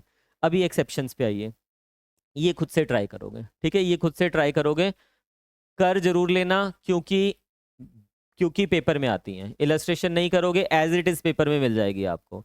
और ये नहीं बोलोगे कि सर आपने कराई नहीं थी, देखो पेपर में आ गई। मैंने करवा दी, मैंने कह दिया कर लेना, तो वो आप करोगे, क्योंकि इतने शॉर्ट क्लासेस में मेरे लिए पॉसिबल नहीं है कि मैं और ज्यादा डेप्थ में जाऊं। एक्सेप्शन 1 देखिए, एक्सेप्शन 1 में क्या लिखा हुआ है? Culpable homicide is not murder. Culpable homicide is not murder, यानी कि वो मर्डर नहीं होगा, वो कल्पेबल होमिसाइड ही रहने वाला है इन 5 की 5 सिचुएशन में। पहली सिचुएशन क्या है, यहां लिख भी लेना, ग्रेव एंड सडन प्रोवोकेशन। आप अपने बेयर पे लिख देना फर्स्ट की हेडिंग बना के, ग्रेव एंड सडन प्रोवोकेशन। आपकी जो प्रोवोकेशन है वो ग्रेव, पहले तो प्रोवोकेशन होनी चाहिए। प्रोवोकेशन क्या होता है? प्रोवोकेशन होता है किसी को इंस्टिगेट करना, उकसाना किसी चीज के लिए। आपने प्रोवोकेशन, मीनिंग क्लियर हो गया? प्रोवोकेशन। फिर दूसरी चीज हम यहाँ पे क्या कह रहे हैं, वो प्रोवोकेशन ही नहीं होनी चाहिए, वो प्रोवोकेशन ग्रेव भी होनी चाहिए। अगर मैं किसी से कह रहा हूं कि मुझे तू पसंद नहीं है, तो ये प्रोवोकेशन तो हो सकती है उसको पसंद ना आए ये मेरी कही हुई बात, बट ये इतनी ग्रेव नहीं है कि वो उस पर रिएक्ट करे। बट अगर मैं किसी को अब्यूज कर रहा हूं उसके पेरेंट्स को लेके या कुछ करके, तो सोचो वो क्या वो भी प्रोवोकेशन है, बट उसमें ग्रेवनेस है। और खाली ग्रेवनेस से काम नहीं चलेगा, सडननेस भी होनी चाहिए। उसके ऊपर जो सामने वाले ने रिएक्ट किया वो सडनली किया, सडनली, मतलब उसके पास सोचने का भी टाइम नहीं आया, उसमें रिएक्शन यही आना था। ठीक है, तो ये लिखा हुआ है culpable homicide is not murder if the offender whilst deprived of the power of self control by grave and sudden provocation। अब वो प्रोवोकेशन सडन होगी या नहीं होगी, उसका टेस्ट क्या है? उसका टेस्ट आपको दिया हुआ है when he was deprived of power of self control। आपको अगर कोई अब्यूज कर रहा है तो आप कुछ टाइम के लिए तो आपा खो दोगे अपना, बट उसके बाद क्या होगा? कूलिंग डाउन पीरियड आ गया, मतलब 2 मिनट 3 मिनट 5 मिनट के बाद आप कूल डाउन हो जाओगे, ऐसा होता है ना। तो वो जो गुस्सा आता है वो कुछ टाइम के लिए आता है, यानी कि वो अगर उस सिचुएशन में है जब अपना सेल्फ कंट्रोल खो चुका है, तब उसको हम बोलेंगे कि दैट प्रोवोक, जो उसने रिएक्शन किया वो ग्रेव एंड सडननेस के कारण से किया, वो सडननेस की सिचुएशन में है। causes the death of the person who gave the provocation or causes the death of any other person by mistake or accident। ये मेन सेक्शन इतना एक्सेप्शन इंपॉर्टेंट नहीं है जितना ये वाला पार्ट इंपॉर्टेंट है। उसने क्या किया, जिसको प्रोवोकेशन मैंने किसी को अब्यूज किया, वो प्रोवोक हो गया इस चीज से। मेरी जो प्रोवोकेशन थी वो ग्रेव थी क्योंकि मैं उसके पेरेंट्स को लेके कुछ गलत बोल रहा था। अब सामने वाले ने सडनली, यानी कि वो जब आउट ऑफ द माइंड है, मतलब आउट ऑफ द माइंड का मतलब क्या है? When he was deprived of the power of self control, जब वो अपना आपा खो चुका है, उसने उसका रिएक्शन दिया मुझे, और जो उसने मुझे रिएक्शन दिया, नहीं मुझे नहीं, किसी को रिएक्शन दिया जिसने बोला उसको, और उसने उसकी डेथ कॉज कर दी, मार दिया उसको। तो अब ये जो मारा है सामने वाले ने, वो किस वजह से मारा है? क्योंकि उसने उसको ग्रेव सडन प्रोवोकेशन किया था। तो अब यहाँ पे मर्डर के लिए लायबल नहीं करोगे, वो सिर्फ कल्पेबल होमिसाइड में ही लायबल होगा। तो जिसको प्रोवोक किया गया है, अगर वो किसी की डेथ कॉज कर रहा है, वेरी इंपॉर्टेंट, ये तो कवर होगा ही होगा। जिसने प्रोवोकेशन दी थी उसकी डेथ ना कॉज करके किसी और की भी डेथ हो जाती है अगर, बट 2 सिचुएशन में, एक्सीडेंटली किसी थर्ड पर्सन की डेथ हो जाती है और बाय मिस्टेक किसी थर्ड पर्सन की डेथ हो जाती है, वो भी कवर हो जाएगा। ए ने बी को प्रोवोक किया, बी ने रिएक्ट किया, ए एकदम से साइड हटा, उसके पीछे उसका बच्चा खड़ा था, उसको लग गई और वो मर गया। तो यहाँ पे जो बच्चा है, बच्चे ने थोड़ा ना प्रोवोकेशन की है, डेथ थर्ड पर्सन की हो गई है यहाँ पे, बट वो डेथ हुई कैसे है? एक्सीडेंटली हुई है। जो जिसको प्रोवोक किया गया था उसने जानबूझ के उसके बच्चे को नहीं मारा, एक्सीडेंटली और बाय मिस्टेक अगर आ रहा है तो कवर हो जाएगा। इसमें लाइबिलिटी कहां बनेगी?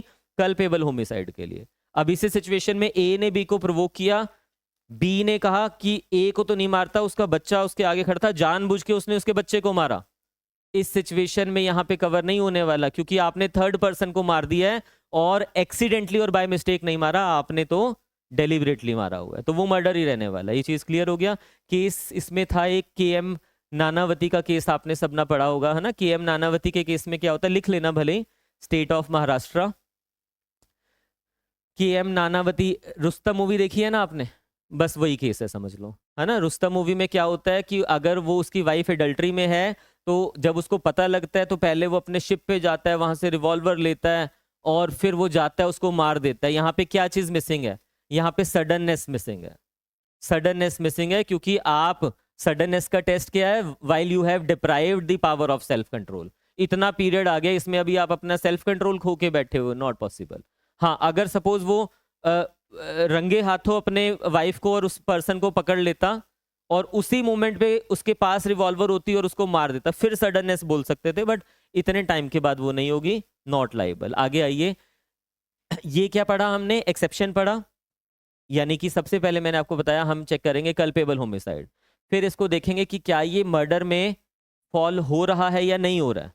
ऐसे ही करेंगे ना, माना कि वो कल्पेबल होमिसाइड है, अब माना कि वो मर्डर में भी फॉल हो गया, फिर इसके बाद मुझे एक्सेप्शंस देखनी पड़ेगी। पहली एक्सेप्शन जब मैं देख रहा हूं, सभी एक्सेप्शन में सेम ही चलेगा, पहली एक्सेप्शन में अगर वो फॉल कर जाता है तब क्या होगा? वो मर्डर ना रह के वो बन जाएगा वापिस से कल्पेबल होमिसाइड। ऐसा ही होने वाला है, या फिर कहिए कि वो मर्डर बनेगा ही नहीं, वो कल्पेबल होमिसाइड ही रहेगा। तो मर्डर की एक्सेप्शन है ये जो हमने पढ़ा अभी, इस एक्सेप्शन की फर्दर एक्सेप्शन है हमारे पास, समझिए इस चीज को। इस एक्सेप्शन की फर्दर एक्सेप्शन है कि भले ही वो ग्रेव एंड सडन प्रोवोकेशन थी, बट अगर इस किसी एक केस में फॉल कर जाएगी तो फिर वो मर्डर ही रहने वाला है, क्योंकि वो एक्सेप्शन की एक्सेप्शन प्रोवाइड कर रहा है। क्लियर हो गया? कौन से situation? First, provided that the provocation is not, ऐसा नहीं होना चाहिए कि प्रोवोकेशन आपने क्या कर लिया, सॉट और voluntarily provoked, by the offender as an excuse for killing और doing harm to any person. अब मुझे पता है कि मैंने लॉ पढ़ा हुआ है और मेरी एक किसी पर्टिकुलर पर्सन से बहुत रंजिश है, मैं उसको मारना चाहता हूँ जान से, पर मैं मर्डर के लिए अंदर भी नहीं जाना चाहता, बहुत ज़्यादा पनिशमेंट है, डेथ पनिशमेंट भी है, लाइफ इम्प्रिजनमेंट भी है। मैं चाहता हूँ कि कैसे मैं अपनी लाइबिलिटी को थोड़ा कम करूँ। मतलब मैंने अभी जनरल एक्सेप्शंस नहीं पढ़ी थी तो मैं उस वाले ट्रैक पे गया ही नहीं, मैंने सिर्फ एक ही सेक्शन पढ़ा हुआ था। मुझे लगा कि मैं अपने आप को कल्पेबल होमिसाइड बना लूंगा, मर्डर के लिए लाइबल नहीं करूंगा। तो मैंने क्या किया, जानबूझ के उसको प्रोवोक किया, वॉलेंटरली प्रोवोक कर रहा हूँ उसको, नहीं उल्टा बोल दिया। प्रोवोकेशन सीक, मतलब क्या लिखा है यहाँ पे, provide that provocation is not sought और voluntarily provoked by the offender, by the offender. हाँ, जानबूझ के मैंने, उसने मुझे प्रोवोक किया, उल्टा सर्कमस्टेंसेज मतलब मैंने क्रिएट कर दिए कि वो जो प्रोवोकेशन है उससे मुझे क्या मिल पाए, मैं उसको मार पाऊं। मैंने उसके लिए, सामने वाले के लिए ऐसे सर्कमस्टांसेस क्रिएट किए कि उससे वो प्रोवोक हो गया। अब वो प्रोवोक हो गया तो मैं प्रोवोक हो गया, मैंने सर्कमस्टांसेस, उल्टा बोल दिया मैंने सर्कमस्टांसेस ऐसे क्रिएट किए, नहीं इसमें कंफ्यूजन होती है, एक्सेप्शन टू एक्सेप्शन है ना, तो मैंने ऐसे सर्कमस्टांसेस क्रिएट किए कि उसकी वजह से सामने वाला क्या हो गया, प्रोवोक हो गया। वापस से आइए, मैंने ऐसे सर्कमस्टांसेस क्रिएट किए कि मैं ही प्रोवोक हो गया, हाँ मैं ही प्रोवोक हो गया। और मैं मतलब, हाँ मैंने सर्कमस्टांसेस ऐसे क्रिएट किए कि मैं दिखा रहा हूं कि मैं प्रोवोक हो गया, बट सर्कमस्टांसेस भी मैंने क्रिएट किए थे और मैं उसकी शेड में क्या कर रहा हूं, उसको मार रहा हूं जानबूझ के, तो फिर वो एक्सेप्शन में कवर नहीं होगा। यानी कि जो प्रोवोकेशन थी वो वॉलेंटरली सॉर्ट नहीं होनी चाहिए। टिप्स पे याद रख लेना। आगे देखिए, given by anything done in in disobedience to law और by public servant in lawful exercise of power of such public servant. याद रख लेना कि आपकी जो वो प्रोवोकेशन है, इसके साथ ही पढ़ेंगे इसको, provide that the provocation is not given by anything done in obedience of law. कोई पुलिस वाला किसी को अरेस्ट करने के लिए गया और वो कहता है मैं तो प्रोवोक हो गया इस चीज से, तो वो ऑबीडियंस ऑफ लॉ में अगर कोई चीज कुछ कर रहा है उससे आप प्रोवोकेशन अगर हो रही है तो वो नहीं मानी जाएगी प्रोवोकेशन, ठीक है। Last, given by anything done in the lawful exercise of right of private defence. अगर किसी के पास कोई राइट ऑफ प्राइवेट डिफेंस है, अगर वो उसको एक्सरसाइज कर रहा है अपने प्राइवेट डिफेंस को और सामने वाला प्रोवोक हो जाता है तो वो नहीं माना जाएगा, वो नहीं माना। सपोज मेरे को कोई, इसमें इलस्ट्रेशन भी है, ए बी का ना नोज पुल करने की कोशिश करता है, बी अपने आप को बचाने के लिए उसको धक्का दे देता है या कुछ ऐसा, ठीक है। अब ए इससे प्रोवोक हो जाता है, बी ने जो किया वो प्रोवोक करने के लिए थोड़ा ना किया, उसने तो अपने प्राइवेट डिफेंस में किया, बट ए इससे प्रोवोक हो गया और उसने इसको मार दिया। तो अब ये नहीं बोलेगा कि प्रोवोकेशन हुई थी उसके चलते हुए मैंने मार दिया इसको। यहाँ पे जो आपने मारा है वो प्रोवोकेशन के चलते हुए नहीं मारा, उसने अपने प्राइवेट डिफेंस में वो किया था, वो प्रोवोकेशन ही नहीं थी। क्योंकि ऐसी प्रोवोकेशन विच इज, लिख दिया ना, provocation is not given by anything done in lawful exercise of right of private defence. तो अगर ऐसी प्रोवोकेशन तो इसमें फॉल नहीं करेगी, एक्सेप्शन टू एक्सेप्शन में आ जाएगा, मर्डर के लिए लाइबिलिटी बन जाएगी, ठीक है यहाँ तक। चलिए आगे। ये पेपर में पूछा जाता है, whether the provocation was grave and sudden enough to prevent the offense from amounting to murder is a question of। ये पूछा जाएगा आपसे, बताइए कि जो प्रोवोकेशन है ग्रेव है या सडन है या नहीं है, ये क्या है, ये क्वेश्चन ऑफ फैक्ट है। क्वेश्चन, दो तरह के क्वेश्चन हम बात कर रहे हैं अभी यहाँ पे, एक होता है क्वेश्चन ऑफ फैक्ट, एक होता है हमारे पास क्वेश्चन ऑफ लॉ। यानी कि लॉ, क्वेश्चन ऑफ लॉ क्या होगा, जैसे फॉर एग्जाम्पल मैं आपसे पूछूं कि क्या माइनर ने कोई एग्रीमेंट किया, वो उसकी वैलिडिटी क्या होगी, वो वॉइड होगा, वॉइड होगा। तो ये जब ये चीज मुझे जनरली डिसाइड करनी है तो ये क्या होगा, ये क्वेश्चन ऑफ लॉ है। बट फैक्ट क्या होगा, जो फैक्ट के ऊपर डिपेंड कर रहा है, लॉ के ऊपर नहीं। यहाँ पे ये फैक्ट है कि इस फैक्ट टू फैक्ट चेंज भी होगा, इस केस में वो ग्रेव हो सकती है प्रोवोकेशन, अगले में ना भी हो, ठीक है। आगे देखिए, फर्स्ट एक्सेप्शन था, सेकंड, इसकी इलस्ट्रेशन पढ़ लेना पक्का से, पेपर में पूछी जाती है। मैं सिर्फ आपको ये वाली वो इलस्ट्रेशन मैं आपको अभी बता रहा था, उसने उसका नोज पुल किया तो वो प्रोवोकेशन जो सेकंड वाले उसमें, नहीं सॉरी थर्ड वाले में, यानी कि प्राइवेट डिफेंस वाले में आ जाएगा। एक इसमें इलस्ट्रेशन इंपॉर्टेंट भी है, कौन सी है वो, चलिए आप सारी पढ़ लेना, आपके लिए सारी इंपॉर्टेंट है, ठीक है। ये इंपॉर्टेंट थी इलस्ट्रेशन, पेपर में पूछ ली जाएगी। आपका होमवर्क आज का यही रहेगा कि सारी इलस्ट्रेशंस पढ़ के आइए। Exception to, culpable homicide is not murder if the offender in the exercise in good faith of the right of private defense of a person और प्रॉपर्टी। दो तरह के प्राइवेट डिफेंस होते हैं, पढ़ेंगे हम एट द एंड। एक होता है प्राइवेट डिफेंस ऑफ पर्सन और एक होता है प्रॉपर्टी, ठीक है। दूसरा, exceeds the power given by him, given to him by law and causes the death of the person against whom he is exercising such right of defense without premeditation, premeditation नहीं होनी चाहिए, without any intention of doing more harm than it is necessary for the purpose of such defense। जब हम BNS पढ़ेंगे तो उसमें हमारे पास defence person वाले, पर्सन और प्रॉपर्टी, पर्सन वाले 38 में दिए हुए हैं, प्रॉपर्टी वाले 41 में दिए हुए हैं। दो सेक्शंस हैं हमारे पास BNS में। क्या दिया हुआ है कि मैं अपना प्राइवेट डिफेंस करते हुए सामने वाले की डेथ कॉज कर सकता हूं, जस्टिफाई होगा। एक्सेप्शंस क्या है, जनरल एक्सेप्शंस में यही तो है कि अगर मैंने इस सिचुएशन में कर दिया तो मेरी लाइबिलिटी नहीं बनेगी। तो जब मैं अपना प्राइवेट डिफेंस यूज करूंगा तो मैं मैक्सिमम कितना कर सकता हूं, जितना रिक्वायर्ड है मेरे को अपने। बेसिकली वो डिफेंस है, it is not a weapon कि अटैक करो आप उससे सामने वाले के ऊपर, तो आप उससे बियॉन्ड जाके अपना प्राइवेट डिफेंस नहीं कर सकते हो। बट ये सिचुएशंस बताई हुई है कि अपने आप को प्रोटेक्ट करने के लिए आप कब सामने वाले की डेथ कॉज कर सकते हो।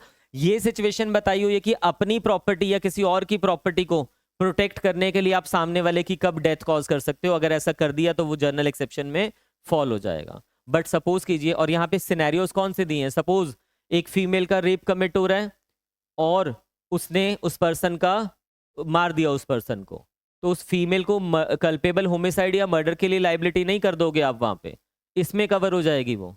रीजन क्या है, प्राइवेट डिफेंस। कहाँ लिखा हुआ है, 38 में लिखा हुआ है कि अगर किसी के साथ रेप कमिट हो रहा है और अगर उसने डेथ कॉज कर दिया तो इट इज जस्टिफाइड। पावर है आपके पास। अब ध्यान से समझना इस चीज को। इस बारी हम लेके चल रहे हैं कि कोई मेल जो है सड़क पे झगड़ा हो गया किसी फीमेल के साथ और इस सिचुएशन में उसने उसकी डेथ कॉज कर दिया। झगड़ा हो गया या उसको मारने भी लगा, सपोज कीजिए। अब मारने लगा तो आप अपने आप को बचाओगे, उतना करोगे नेसेसरी जितना है। अपने आप को बचाने के लिए उस सिचुएशन में सामने वाले की डेथ थोड़ा ना कॉज कर दोगे आप यहाँ पे। और अगर यहाँ पे आपने डेथ कॉज कर दिया क्योंकि वो 38 वाले उसमें फॉल ही नहीं कर रहा था, तो इस वाली सिचुएशन में क्या हो जाएगा, इसमें आपने अपना जो राइट टू प्राइवेट डिफेंस है वो एक्सीड कर दिया। बट जो ये एक्सीड किया है, ध्यान से समझ लेना, ये विदाउट प्री मेडिटेशन होना चाहिए, प्री प्लान नहीं होना चाहिए। वो आउट ऑफ सडन हो गया, आपको भी नहीं पता था कि मेरे से ये एक्सीड हो गया। तो उस सिचुएशन में आपकी विदाउट एनी इंटेंशन, आपकी इंटेंशन नहीं थी कि मैं इसको ज्यादा हार्म कर दूं, बट हो गया सामने वाले को हार्म, मर गया वो सामने वाला, तो आप मर्डर के लिए लायबल नहीं होगे। किसके लिए, कल्पेबल होमिसाइड के लिए। सेकंड एक्सेप्शन क्या है यहाँ पे, when right to private defence is exceeded. Heading कर लेना, when right to private defence is exceeded. ठीक है, right to private defence is exceeded. आपसे तो सिंपल पूछ लेगा, बताइए इसमें से कौन सी एक्सेप्शन है कौन सी नहीं। तो सेकंड भी क्लियर हो गया, थर्ड पे आइए। इसकी इलस्ट्रेशन आप पढ़ोगे। मैं देखो अगर इलस्ट्रेशन पढ़ा नहीं रहा हूँ आपको, ये मत सोचना इंपॉर्टेंट नहीं है। मैं बार बार रिपीट कर रहा हूँ, इलस्ट्रेशन ज़्यादा इंपॉर्टेंट है मेन सेक्शन से, क्योंकि पूछनी तो वही है ना उसने। बट इसको पढ़े भी ना, इसको समझ नहीं आने वाला हमें कुछ भी। तो ये आप एक बार रिवाइज करोगे घर से। एक्सेप्शन 3 देखिए, culpable homicide is not murder if the offender being public servant or aiding a public servant acting for the advancement of public justice exceeds the power given to him by law and causes death by doing an act which in good faith believes to be lawful, necessary for the due discharge of his duty as a public servant and without ill will towards the person whose death is caused। यहां पे लिखना, when public servant exceeds his powers, when public servant exceeds his power। एक police वाला है, उसने किसी का encounter कर दिया। एनकाउंटर के भी ना जो पावर है उसके रूल्स होते हैं कुछ, कि डायरेक्ट आप एनकाउंटर नहीं कर सकते। अगर कोई भाग भी रहा है प्रिजनर आपके, उससे पहले आप पैर पे गोली चलाओगे, डायरेक्ट उसको मार नहीं सकते हो। उसका ऑफेंस क्या है, वो सारी चीजें मैटर करती है कि क्या उसने किया हुआ है, उस हिसाब से आप एनकाउंटर कर सकते हो। हर केस में नहीं कर सकते हो। बट सिंघम साहब ने कर दिया यहाँ पे एनकाउंटर, और वो बनता भी नहीं था एनकाउंटर, तो उसने क्या कर दिया यहाँ पे, अपनी पावर को एक्सीड कर दिया। जो लॉफुल पावर थी उसको एक्सीड कर दिया। बट ये नहीं कि जानबूझ के कि मैं सिंघम हूं इसलिए कर दिया। वो गुड फेथ में होनी चाहिए। उसको लगा था कि नहीं दिस इज दी सिचुएशन, और कोई उसकी वाइल डिस्चार्जिंग हिज ड्यूटीज होनी चाहिए, और उसकी कोई इल विल नहीं है उसके अगेंस्ट। जो विक्टिम है, सॉरी जो एक्यूज्ड है, उसके अगेंस्ट कोई उसकी दुश्मनी नहीं है। अगर ऐसे में चलते हुए गुड फेथ में उसने कर दिया तो वो लाइबल नहीं होगा मर्डर के लिए। किसके लिए लाइबल होगा? कल्पेबल होमिसाइड के लिए। बट अगर इल विल के चलते हुए कर दिया, अपनी ड्यूटीज को डिस्चार्ज करते हुए नहीं, अदरवाइज कर दिया, गुड फेथ में नहीं किया, तब तो फिर मर्डर के लिए ही लाइबल रहने वाला है, भले ही आप पुलिस वाले क्यों नहीं हो। ठीक है, last, sorry second last, fourth very important, sudden fight. Sudden fight, sudden fight क्या लिखा है? Culpable homicide is not murder if committed without pre meditation, बिना सोचे, मतलब हमने पहले से प्री प्लान नहीं किया हुआ, in a sudden fight, sudden fight in a heat of passion, sudden fight में हो रहा है, हीट ऑफ पैशन में, गर्मा गर्मी के बीच में हो रहा है, upon a sudden quarrel and without the offenders having taken undue advantage और एक्टेड इन दी क्रूअल और अनयूजुअल मैनर। इसकी बहुत, ये सारी एसेंशियल है, मैं उसकी डिटेल में ना जाते हुए क्रक्स आपको समझा रहा हूं, ध्यान से समझना इस चीज को। यहां पे आपने हीट ऑफ पैशन में, दो पक्षों का झगड़ा हुआ, हीट ऑफ पैशन में अपना आपा खो दिया और सामने वाले को मार दिया, हीट ऑफ पैशन। बट यहां पे आप बोलोगे ग्रेव एंड सडन प्रोवोकेशन भी तो हो रही है। ग्रेव एंड सडन प्रोवोकेशन अलग होती है, ध्यान से समझना, प्रोवोकेशन अलग चीज है, फाइट जो होती है वो अलग चीज होती है। फाइट मतलब where blows are exchange. Fight कब होगा? झगड़ा जब होगा जब दो लोग एक दूसरे को मारने पे आ गए हैं। प्रोवोकेशन कब होगी? जब सिर्फ मुंह से बातें चल रही हैं, मतलब आप सिर्फ बोल रहे हो बड़ी बड़ी कि ये हो जाएगा तेरा, या कुछ भी सामने वाले को अब्यूज कर रहे हो, तो वो क्या है? वो सिर्फ ग्रेव एंड सडन प्रोवोकेशन है, अभी तक सिर्फ वो सिर्फ प्रोवोकेशन है। फाइट और उसमें डिफरेंस समझ आया? The moment when blows are exchange it becomes fight, और फाइट जब वो बन गई है और उसके चलते हुए उस हीट ऑफ पैशन में आपने क्या कर दिया? बिना प्री मेडिटेशन के, पहले से नहीं सोचा हुआ था कि मैंने ऐसे करना है, without the offenders having taken undue advantage, आपने कोई अपना अनड्यू एडवांटेज नहीं लिया सिचुएशन का, और एक्टेड इन अ क्रूअल और अनयूजुअल मैनर, कोई अनयूजुअलिटी नहीं है उस ऑफेंस में, नॉर्मली आपसे वो चीज हो गई, तो you will only B liable for culpable homicide. Murder के लिए लायबल नहीं होगे। किस दोनों पक्षों में से किसने झगड़ा स्टार्ट किया था, ये ज्यादा इंपॉर्टेंट है। ये एक्सप्लेनेशन में आपको लिखा हुआ है, इट इज इममटेरियल, एक बार ही नहीं नंबर ऑफ टाइम आपसे एग्जाम में पूछा जा चुका है। It is immaterial in such cases which party offers the provocation और कमिट्स द फर्स्ट असॉल्ट। दोनों में से प्रोवोकेशन इसने दिया था या फर्स्ट असॉल्ट इसने किया था, वो मैटर ही नहीं करता। किस पार्टी ने झगड़ा स्टार्ट किया, इट इज इममटेरियल। आपने बस ये देखना कि झगड़ा था, वहां पे फाइट हो रही थी, किसी ने कोई एक्यूज ने कोई अनड्यू एडवांटेज अपना नहीं लिया और सामने वाला मर गया, मार दिया नहीं, मर गया, तो किस चीज के लायबल हो जाएगा? कल्पेबल। 4 एक्सेप्शंस पढ़ ली हमने। 4 एक्सेप्शन, पहला क्या था? Grave and sudden provocation. दूसरा क्या था? राइट टू प्राइवेट डिफेंस, जब हमने एक्सीड कर दिया। तीसरा, पब्लिक सर्वेंट अपनी पावर्स को एक्सीड कर रहा है। चौथा, सडन फाइट पूछ लिया जाएगा। Last, very very important, fifth क्या है हमारे पास? Culpable homicide is not murder when the person whose death is caused being above the age of 18 years, being above the age of 18 years, suffers death or takes the risk of death with his own consent। यहां पे वो अपनी consent से risk ले रहा है death का, या फिर वो कह रहा है कि मार दीजिए मुझे। अगर 18 साल से ऊपर का जो पर्सन है, क्या लिखा है यहाँ पे? above 18 year. इसको टिप्स पे याद रख लेना, पेपर में पूछा जाएगा आपसे। सफर्स डेथ और takes the risk of death with his own consent, यानी कि कंसेंट के साथ वो कह रहा है कि मुझे मार दीजिए, 18 साल से ज्यादा वाला पर्सन, और आपने उसको मार दिया, तो उस सिचुएशन में लाइबिलिटी को कम किया जा रहा है। यहां पे लाइबिलिटी कितनी हो जाएगी? कल्पेबल होमिसाइड की। बट इसको आप मर्सी किलिंग के साथ, यूथनेशिया के साथ कंफ्यूज नहीं करोगे। यहां पे एक चीज समझना, अगर ये पर्सन है 15 साल का, या ये पर्सन है इनकॉम्पिटेंट, जो कंसेंट ही नहीं दे सकता, अनसाउंड माइंड का, और उसने बोला मुझे मार दो, आपने मार दिया, उस सिचुएशन में मर्डर के लिए लायबल होने वाले हो। ये सिर्फ उस सिचुएशन में है जब वो पर्सन अबव 18 है, बिलो 18 के लिए नहीं है, अनसाउंड के लिए नहीं है। एक चीज, यानी कि डेथ बाय कंसेंट, ये लिख लेना इसमें heading, death by consent. Culpable homicide की लाइबिलिटी तो बनेगी, भले ही उसने कहा था कि मुझे मार दो। यूथनेशिया क्या होता है, मर्सी किलिंग क्या होता है, ये आपसे मेरे को लगता है ये पूछ लिया जाएगा इस बार, क्योंकि लाइमलाइट में रहा भी है। यूथनेशिया ना क्या होता है, समझना इस चीज को। यूथनेशिया 2 तरह का होता है, एक होता है एक्टिव यूथनेशिया, मर्सी किलिंग भी कहते हैं, एक होता है पैसिव। एक्टिव मतलब सपोज कीजिए हमारे पास एक बहुत केस आता है जहां से ये कहानी स्टार्ट होती है, Aruna Shanbaug versus, Aruna Ramachandra Shanbaug versus union of India. उस केस में क्या होता है, एक नर्सिंग स्टाफ होता है, मतलब हॉस्पिटल का स्टाफ होता है, उसके साथ वहां पे रेप कमिट हो जाता है। अब रेप कमिट हो जाता है तो बुरी तरह से जो भी उसके साथ किया गया, अब वो उसके बाद वेजिटेटिव स्टेट में चले जाती है। वेजिटेटिव स्टेट मतलब where mind is dead, coma वगैरह में चले जाती है, और बहुत सालों तक वो कॉमा में ही रहती है। अब मतलब अप्रोक्सीमेटली 40 ईयर्स या उससे भी ज़्यादा। तो इतने साल तक जब उसका माइंड ही डेड है, तो हम कह रहे हैं कि इसको इच्छा मृत्यु दे दी जाए। इच्छा मृत्यु मतलब यूथनेशिया, कि इसको मार दिया जाए यहाँ पे, क्योंकि ऐसे जीने का भी क्या है कि 40 साल से आप हॉस्पिटल में ही पड़े हो।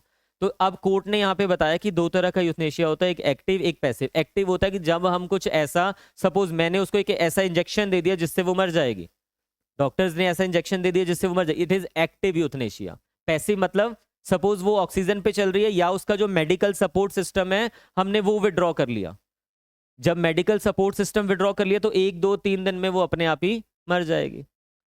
दोनों में एक्टिव और पैसिव में कंफ्यूजन क्लियर हो गया। Active euthanasia is not permitted. Court कहता है एक्टिव यूथनेशिया नहीं हो सकता, पैसिव यूथनेशिया।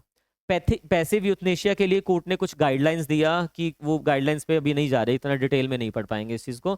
बस समझिए कि कोर्ट ने गाइडलाइंस दे दिया कि इस सिचुएशन में अगर ऐसे ऐसे कमेटी फॉर्म करते हैं तो फिर पैसिव यूथनेशिया के लिए अलाउ किया जा सकता है। हालांकि दिया, गाइडलाइंस दे दिया, बट उस केस में उसको पैसिव यूथनेशिया नहीं दिया। नेचुरल डेथ होती है 4 साल बाद, उस जजमेंट के 4 साल बाद उस बच्ची की डेथ हो जाती है। अब हमें ये चीज समझ आ गया कि पैसिव यूथनेशिया क्या होता है, इच्छा मृत्यु। फिर हमारे पास 2018 में एक जजमेंट आती है, common cause versus union of India, जो अरुणा रामचंद्रन शॉनबॉग की जजमेंट थी। उसी की जजमेंट की जो गाइडलाइंस थी उसको थोड़ा सा मॉडिफाई करके वहां पे दिया गया, मतलब एक और गाइडलाइंस हमारे पास आ गई, आप ये कह लीजिए। तो ये 2 गाइडलाइंस थी, बट रिसेंटली 2026 की ही जजमेंट है। बताइए नाम। Harish Rana versus union of India 2026। First time, for the first time passive euthanasia जो है वो एग्जीक्यूट किया गया। अलाउ तो चलो पहले भी हुआ, बट एग्जीक्यूट जो है वो पहली बार ही किया गया। एक्टिव नहीं, पैसिव यूथनेशिया। हरीश राणा आपसे पूछ लेगा, लीगल जीके का भी क्वेश्चन हो गया और अदरवाइज भी याद रख लेना। बट ये यूथनेशिया नहीं है, ये डेथ बाय कंसेंट है 18+ वाले के लिए, और इसमें लाइबिलिटी एग्जाम्प्ट नहीं हो रही है। इसमें तो फिर भी कल्पेबल होमिसाइड के लिए लाइबल हो रहे हो। जो यूथनेशिया होता है उसमें जिसने भी लाइफ सपोर्ट सिस्टम को विड्रॉ किया बिकॉज एक प्रोसीजर फॉलो करके, उसकी कोई लाइबिलिटी नहीं बनेगी वहां पे। ठीक है, चलिए इलस्ट्रेशन पढ़ लोगे आप। हमने क्या क्या पढ़ लिया? हमने पढ़ लिया कल्पेबल होमिसाइड, हमने पढ़ लिया मर्डर। कल्पेबल होमिसाइड पढ़ लिया, मर्डर पढ़ लिया। इसकी पनिशमेंट्स है, और है मेरे पास 106 करवाने के लिए। ये तो बहुत स्लो स्पीड हो जाएगी, ऐसे ख़त्म नहीं होगा जिस स्पीड पर मैं, ये वाला टॉपिक में लगता है टाइम। जब हम आगे वाले टॉपिक पे आएंगे उनमें इतना टाइम नहीं लगेगा। ये जो स्टार्ट, क्योंकि देखो ये समझ ही नहीं आएगा अदरवाइज आपको। इस टॉपिक में टाइम लगेगा ही लगेगा, और वैसे भी मैं क्लास जो थोड़ा एक्सटेंड कर दूंगा उसमें आपका कवर हो जाएगा। ठीक है। तो 15 मिनट है मेरे पास अभी भी। मैं 106 नहीं स्टार्ट करता, इसको वाइंड अप कर देता। 106 को कल इसके साथ जोड़ के ये पूरा खत्म करेंगे, फिर आगे का टॉपिक हम जितना भी होगा। ठीक है, अभी ध्यान से समझना 102 में क्या लिखा हुआ है। 102 कह रहा है culpable homicide by causing death of person other than person whose death was intended. मैं मारना ए को चाह रहा था, बट गलती से बी मर गया वहां पे। मैं किसी को, जिसको मारने के लिए गया, वो सो रखा था अंधेरे में, मुझे लगा ये ए ही सो रखा है, मैंने उसको मार दिया। बाद में पता चलता है कि वो बी था, तो क्या मेरी लाइबिलिटी बन जाएगी वहां पे? बिल्कुल बन जाएगी। इसको कहते हैं doctrine of transfer malice. Doctrine of transfer malice लिख लेना वहां पे। डॉक्ट्रिन ऑफ ट्रांसफर मेलिस पूछ लिया जाएगा कौन से सेक्शन में है आपके पास। 102, पहले 301 हुआ करता था। मेलिस जो है वो ट्रांसफर हो गया यहाँ पे। गलती से अगर किसी और को भी मार दिया, लाइबिलिटी आपकी सेम रहेगी जो आपकी अदरवाइज बन रही है। आइए नेक्स्ट। ये 103 में हमें दिया हुआ है पनिशमेंट फॉर मर्डर। 103 में दिया पनिशमेंट फॉर मर्डर, 105 में दिया हुआ है पनिशमेंट फॉर कल्पेबल होमिसाइड। 2 चीजें पढ़ी ना अभी हमने। दोनों के सेक्शन आपको टिप्स पे याद रखने पड़ेंगे। डिफाइनिंग सेक्शन पूछ रहा है तो 100, पनिशमेंट पूछ रहा है तो 103। क्या लिखा हुआ है देखिए, punishment for murder. Very important. क्यों हो गया है? क्योंकि ये नया ऐड कर दिया इसमें। ये नया वाला आपसे 99% पूछा जाएगा। नए में से आना तो आना है ही है, और ये सबसे इंपॉर्टेंट वाला पार्ट है। यहाँ पे लिख भी लेना, भले ही heading mob lynching. Mob lynching mob lynching की पनिशमेंट यहाँ पे दिया हुआ है आपको। पूछेगा बताइए कौन से सेक्शन में दिया हुआ है, 1032 में दिया है। ये पूछ लेगा बताइए कौन सा नया ऑफेंस इसमें से ऐड किया गया है, मॉब लिंचिंग। ठीक है, और भी ऑफेंसेस होंगे तो आपको बताना होगा कौन सा नया ऑफेंस है। मॉब लिंचिंग समझते हो ना, बहुत से केसेस हुए हैं हमारे पास जिसमें मॉब होता है भीड़, भीड़ ने किसी को मार दिया। अगर उसने कुछ कर भी दिया सपोज कीजिए, तो उसको जाने दीजिए ना, क्रिमिनल जस्टिस सिस्टम है हमारे पास, उसके अकॉर्डिंगली उसको पनिशमेंट होगी। भीड़ ने उसको खुद ही सजा दे दिया वहां पे, उसको कहते हैं मॉब ने क्या कर दिया, लिंच कर दिया, मॉब लिंचिंग। अब ध्यान से देखना, whoever commits murder shall be punished with death और imprisonment for life and shall also be liable to fine. अगर तो मर्डर कर दिया तो देखो कितनी ज्यादा पनिशमेंट है, या तो लाइफ इम्प्रिजनमेंट होगी या डेथ होगी, कुछ और है ही नहीं है, फाइन वगैरह लग जाएगा वो अलग बात है। तो डेथ या मिनिमम कितनी है, लाइफ इम्प्रिजनमेंट। जो डेथ इम्प्रिजनमेंट है वो हर केस में नहीं दी जाती है, वो दी जाती है सिर्फ रेयरेस्ट ऑफ रेयर केस में। रेयरेस्ट ऑफ रेयर मतलब जो केस ऐसा है which is capable of shocking, मतलब जो आम जनता की या जो सोसाइटी की है वो कॉन्शियस को हिला के रख देगा, ऐसा केस, तब डेथ सेंटेंस दिया जाएगा। क्यों नहीं हम हर केस में दे रहे हैं, राइट टू लाइफ। हमें राइट टू लाइफ आर्टिकल 21 में दिया हुआ है कॉन्स्टिट्यूशन में, सबसे इंपॉर्टेंट और सबसे बड़ा राइट है आप ये कह लीजिए, जिसको तो ड्यूरिंग इमरजेंसी भी आपसे नहीं छीना जा सकता है। तो वो राइट टू लाइफ जो है, अगर हम किसी को डेथ सेंटेंस कैपिटल पनिशमेंट दे रहे हैं तो ये तो फिर सबसे डायरेक्टली इन कन्फ्लिक्ट विद 21 आने वाला है, तो वो हर केस में नहीं देंगे, वो सिर्फ और सिर्फ एज एन एक्सेप्शन देंगे, क्योंकि जो 21 है वो भी आपका एब्सोल्यूट नहीं है, सब्जेक्ट टू लॉ लिखा हुआ है वहां पे। ठीक है, तो ये एज एन एक्सेप्शन होगा। दो केसेस है यहाँ पे, दो केसेस है, एक है मच्छी Singh versus State of Punjab, एक है Bachchan Singh versus State of Punjab, दोनों लिख लेना। इसमें एग्रावेटिंग एंड मिटिगेटिंग फैक्टर्स बताए गए जिसको हम ध्यान में रखेंगे कि क्या इसमें डेथ सेंटेंस होना चाहिए या नहीं होना चाहिए। क्या इसमें, अब देखो निर्भया वाले केस में क्या हुआ, डेथ सेंटेंस, मैटर समझ रहे हो कितना गलत किया था उन्होंने। फिर अगर ये सपोज कीजिए जो कसाब ने किया, उस वैसे केसेस में क्या होना चाहिए, डेथ सेंटेंस, क्योंकि जो सोसाइटी है उसकी जो कॉन्शियसनेस है उसको हिला के रख दिया। बट ये नहीं है कि हर मर्डर में, हर रेप के केस में आप डेथ सेंटेंस दोगे, ऐसा नहीं होने वाला है। ठीक है, तो ये तो रेयरेस्ट ऑफ रेयर में जाएगा। दोनों केसेस लैंडमार्क याद रख लेना। आगे आइए, व्हेन अ ग्रुप ऑफ 5 और मोर पर्संस, पहले तो टिप्स पे याद रख लीजिए, मॉब का मतलब क्या होता है, 5 या उससे ज्यादा का ग्रुप। डिकॉयती जब हम करेंगे उसमें भी क्या होगा, 5 या उससे ज्यादा के लोग। ठीक है, तो 5 तो मिनिमम चाहिए ही चाहिए, पूछ लिया जाएगा। एक्टिंग इन कॉन्सर्ट, कॉन्सर्ट का मतलब क्या होता है, इन एग्रीमेंट, मिली भगत से जब वो काम कर रहे हैं। Commits murder on the ground of, very important, ये लोग क्या कर रहे हैं, मर्डर कमिट कर रहे हैं, आपसे ग्राउंड्स पूछ लिए जाएंगे यहाँ पे। किस ग्राउंड पे 5 लोगों ने मिलकर मर्डर कर दिया, race, caste, community, sex, birth, place of birth, language, personal belief and any other similar ground, any other similar ground, each member of such group shall be punish, punishment कितनी है देखिए, with death और with imprisonment for life and shall also be liable to fine. यानी कि punishment same है murder वाली। पहले उनको मर्डर के लिए ही चार्ज किया जाता था मॉब लिंचिंग वालों को, बट अब स्पेसिफिकली दे दिया है, हालांकि पनिशमेंट सेम है जितनी की मर्डर में हो सकती है, मैक्सिमम पनिशमेंट ही है वो। यहाँ पे क्या पूछा जाएगा, एक तो सेक्शन हो गया 103 सबसेक्शन 2 मॉब लिंचिंग, याद रखना कितने लोग मिलके करेंगे, मिनिमम 5। इससे भी इंपॉर्टेंट क्या है, आज की डेट में सबसे ज्यादा मॉब लिंचिंग किस केसेस में होती है, रिलीजन के बेसिस पे, लड़ पड़े आपस में दो रिलीजियस ग्रुप, तो वहां पे जो मॉब लिंचिंग हो रही है वो यहाँ पे लिखा नहीं हुआ, हालांकि वो कवर हो रही है। देखो क्या लिखा है, रेस लिखा हुआ, रिलीजन नहीं कहीं पे लिखा हुआ। आपको देगा, रेस लिख देगा, कास्ट लिख देगा, जेंडर लिख देगा, या प्लेस ऑफ कुछ भी लिख दिया एक साथ में दे देगा, या एक रिलीजन लिख देगा साथ में आपको, तो ये मत, और रिलीजन लिख दिया, आपसे ये पूछेगा बताइए which is specifically not provided, वो ये नहीं बोलेगा कि this is not the reason for mob lynching, क्योंकि अदरवाइज रिलीजन जो है वो एनी अदर सिमिलर ग्राउंड में तो कवर हो ही रहा है ना, एनी अदर सिमिलर ग्राउंड में तो कवर हो ही जाएगा, वो भी मॉब लिंचिंग है। बट आपसे ये पूछेगा कि which is not specifically mentioned under 103 subsection 2, तो रिलीजन यहाँ पे मेंशन नहीं है, लिख लेना, ऐसा पूछा जा सकता है। आगे आइए, क्योंकि इसके ऊपर डिबेट भी चली, इसके ऊपर डिबेट भी चली कि सबसे ज्यादा मॉब लिंचिंग उसमें हो रही है, आपने उसको अदर सिमिलर में भले ही कवर कर लिया, बट अदरवाइज उसको आपको लिखना चाहिए था। आगे आ जाइए, ये कवर हो गया ना, मर्डर की पनिशमेंट हो गई। अब हम जाते हैं पहले कल्पेबल होमिसाइड की पनिशमेंट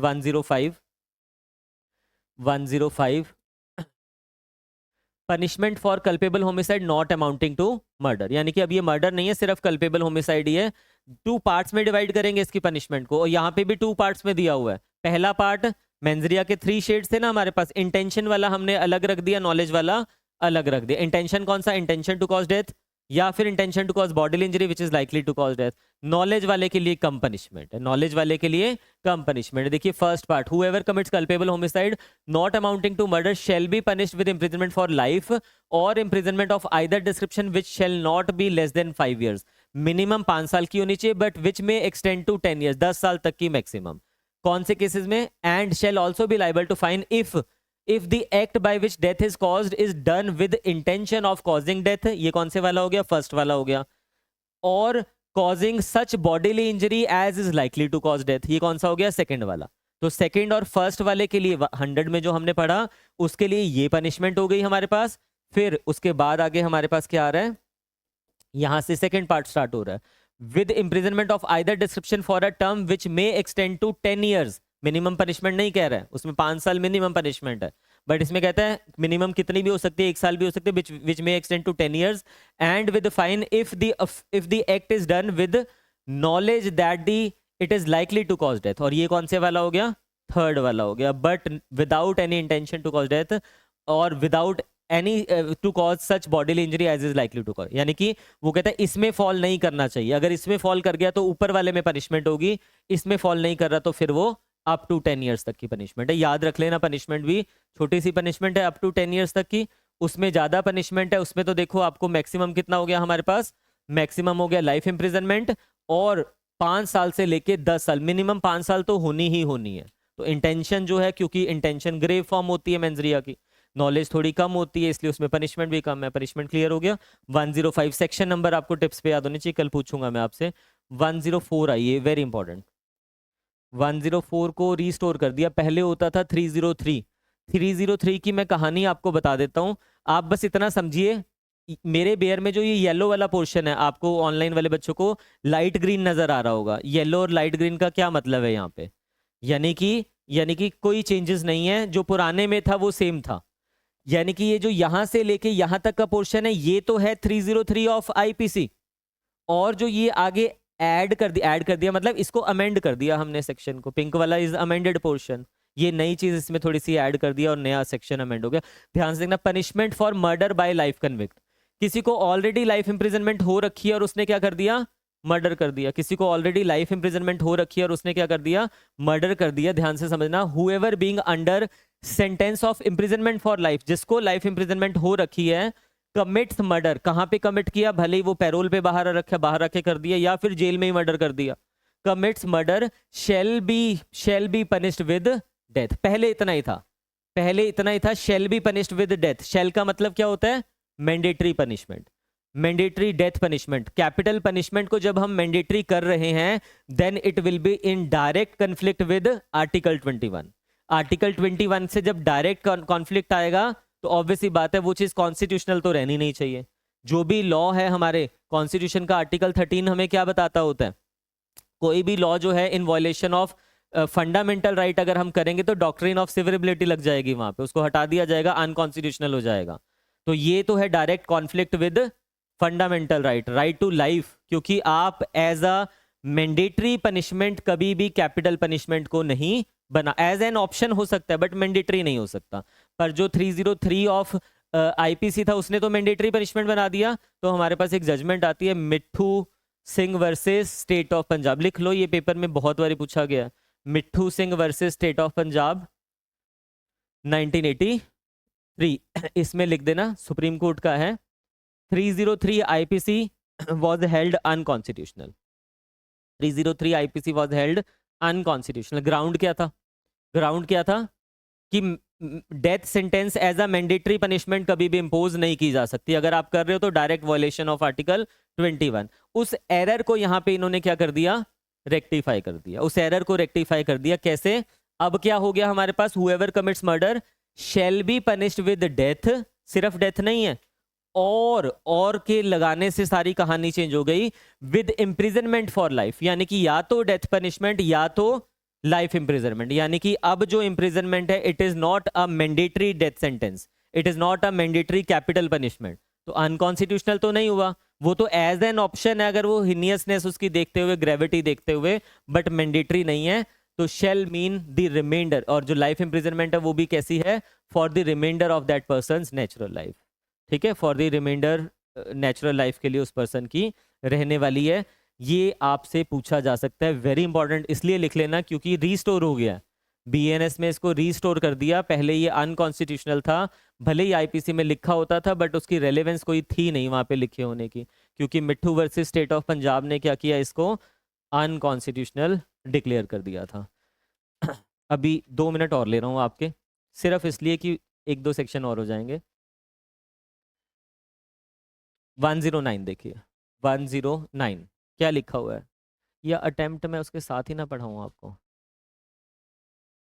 नहीं पढ़ लीजिए कोई बात नहीं, सिर्फ सेक्शन, इसमें पढ़ना तो है ही नहीं आपने, इसमें तो सिर्फ सेक्शन याद रखना है आपको। पढ़ाते हुए मैं जब लॉ ऑफ अटेम्प्ट आपको पढ़ाऊंगा लास्ट में, उसमें कवर कर दूंगा। बट यहाँ पे देखिए क्या लिखा हुआ है, 109 में लिखा हुआ है attempt to murder. Section 109 punishment किसकी है, अटेम्प्ट टू मर्डर।